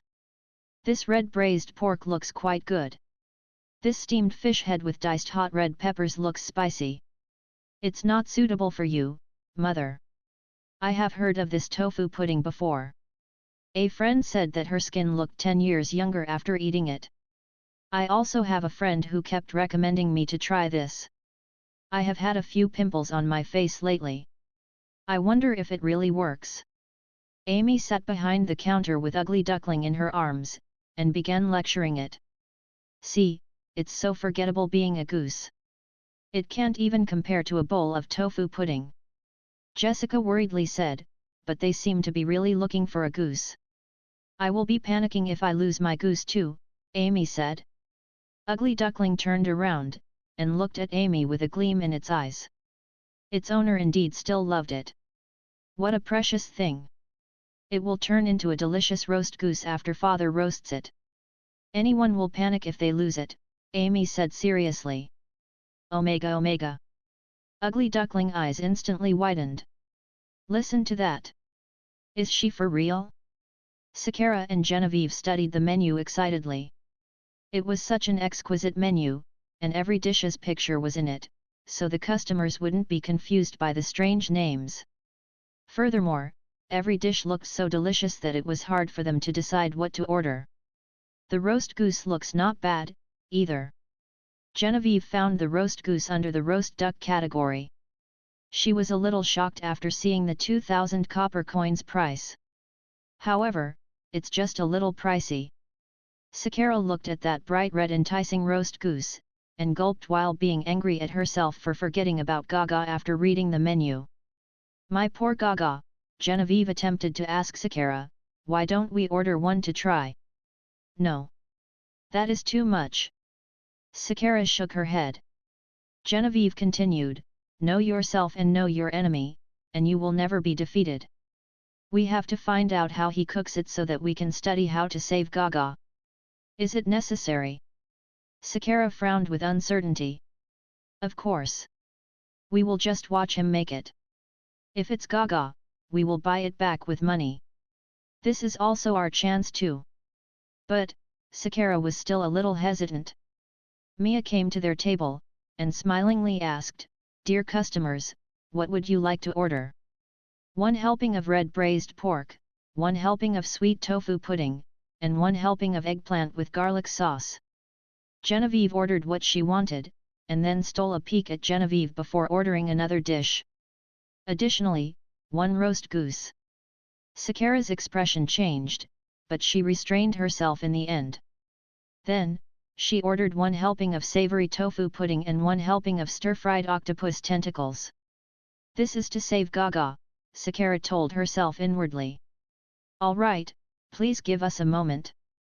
Mia nodded with a smile. Sakara stared at the kitchen. That young boss seemed to be doing some preparation work. He was boiling soup or cooking stuff that needed to be cooked in advance. After a while, the big sister in charge of ordering went in, and passed the orders to him. Sakara clenched her fists nervously. She hoped it wasn't Gaga, yet she hoped it was Gaga at the same time. Then, she saw the boss take out a goose that was already defeated from the fridge at the side. Chapter 1975 Your roast goose. They have only 1 chef in this restaurant, but the number of customers is comparable to a big restaurant's. He won't be able to make dishes in time if the ingredients are not processed in advance, Genevieve explained. But, how will I know if that is Gaga then? Sakara was starting to panic. Genevieve pondered, and then said, we have to taste it then. Hey! Sakara glared at her. No. I was saying, look at that goose in the boss's hands. It doesn't look like Gaga at all, Genevieve quickly explained. It indeed doesn't look like Gaga. Gaga isn't that big. Sakara stared at it before nodding. Then, she said with pursed lips, however, where could Gaga go? Why couldn't we find it anywhere? Genevieve patted the back of her hand, and consoled, don't fret. I will ask my friends to help you look for it after we have our meal. They know a lot of people, and perhaps they can find it. Sakara nodded. She finally was a little appeased. Soon after, the dishes that they ordered were served. The bright-colored red braised pork had a fantastic meaty aroma, while the stir-fried octopus tentacles had an umami aroma. However, the white and tender tofu pudding was what attracted their attention the most. Women always had no resistance to things that could make them prettier. Of course, they were rather doubtful about the rumors about the tofu pudding's beautifying effects before they came to Mamie restaurant. After all, it was mostly scammers' lies when they said that one could rapidly improve their looks with food. However, whether the tofu pudding had a beautifying effect or not, the tofu pudding in front of them still looked extremely enticing. The refreshing aroma of the soybeans greeted their noses. The sweet one looks great. Genevieve turned the bowl around as she looked at the syrup that covered the tofu pudding. Be it the viscosity or color, it looked perfect. The savory one looks better. It won't be too overwhelming. On the other hand, Sakara promoted her savory tofu pudding. Besides, you can't take too much sugar, either. It's fine to eat a little sometimes. Genevieve couldn't wait to scoop up the tofu pudding with her spoon. It was like steamed egg custard, only more elastic. The spoon left a white hole in the tofu pudding, and then the red syrup flew into it. The tofu pudding covered by syrup shook slightly in her spoon, delicate like a piece of art. The delectable tofu pudding almost melted as soon as she put it in her mouth. The syrup was so thick and delightful, and it came together perfectly with the tofu pudding. Genevieve opened her eyes, and praised the tofu pudding in front of her. This taste! I can say that it's one of the best desserts. As a person who had worked with breakfast pastry for decades, she still couldn't imagine how the boss turned the soybeans into such an intricate and delicious food. Hearing that, Sakara, too, couldn't wait to scoop up a spoonful of tofu pudding. The soft white tofu pudding was covered in a layer of orange sauce and diced pickled vegetables. It wobbled in the spoon, looking very bouncy. After placing it in her mouth, it completely melted without even the need to chew. The sweet and fragrant tofu pudding combined perfectly with the pickled vegetables and sauce, making her eyes brighten instantly. If you have problems with this website, please continue reading your novel on our new website mythanks. It's so delicious. Sakara suddenly felt as if she was enveloped by warmth. She felt much better after losing Gaga. She only wanted to enjoy this scrumptious food for the time being now, and enjoy this blissful and beautiful sensation. Very soon, the tofu pudding ended in the mother and daughter pair's bellies. Putting down the spoon, Sakara said, although I didn't sense any change, I really want to have another bowl. Then let's have another bowl.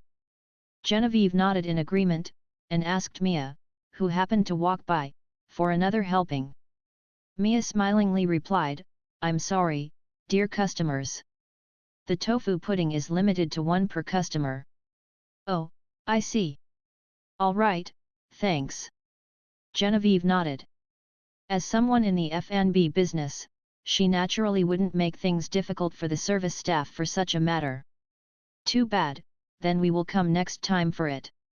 Sakara was a little disappointed. Come, let's try the other dishes now that we had the snacks before the meal. Genevieve picked up the chopsticks, and fed herself a piece of red braised pork. This red braised pork is fantastic too. Try it. Genevieve put a piece of red braised pork in Sakara's bowl as she chewed on the fat but not greasy red braised pork. This meat is so fat. Sakara was slightly turned off by the fat and lean red braised pork, but looking at Genevieve, who had an amazed expression, she picked up and bit into the lean part after a brief moment of hesitation. She bit softly into the meat, and the sweet and fragrant sauce seeped out from the meat. Even the lean meat was very tender and not dry. It melted in her mouth after being chewed gently. This meat, how can it be so delicious? SAHDR's mouth was slightly agape with disbelief. Even the usually dry lean meat became so delicious. Genevieve had already picked up her second piece. She didn't forget to remind SAHDR, the way you eat it is soulless. You have to eat it together with the skin to experience its extreme scrumptiousness. I can't eat too much fatty meat, although SAHDR said that, she still popped a whole piece of red braised pork into her mouth.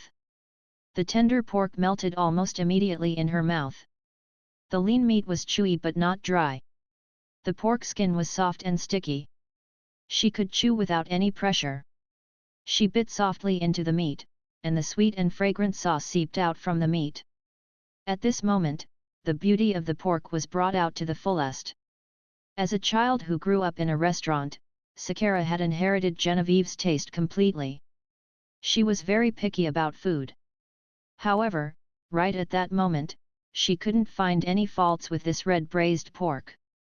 Even someone who disliked fatty meat like her was immersed in the exquisite experience brought about by the fatty meat and pig's skin.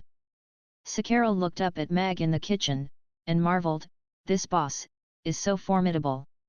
Yes. If I can find a son-in-law like this, it'll really pay to have a daughter." Genevieve nodded. "Mother." SAHDR whined with a blush. "Haha. I'm just saying it casually. This young man is really not bad." Genevieve looked at Mag with a motherly smile, as if she had already pre-booked a son-in-law. "I can't bother with you." SAHDR lowered her head, and ate 2 mouthfuls of rice and another piece of red braised pork. "Your roast goose. Please enjoy." Right then, a voice suddenly appeared, and a huge plate floated out of the kitchen, and landed between the two of them. One cut apart and reassembled together roast goose lay on the plate quietly with 2 dipping sauces.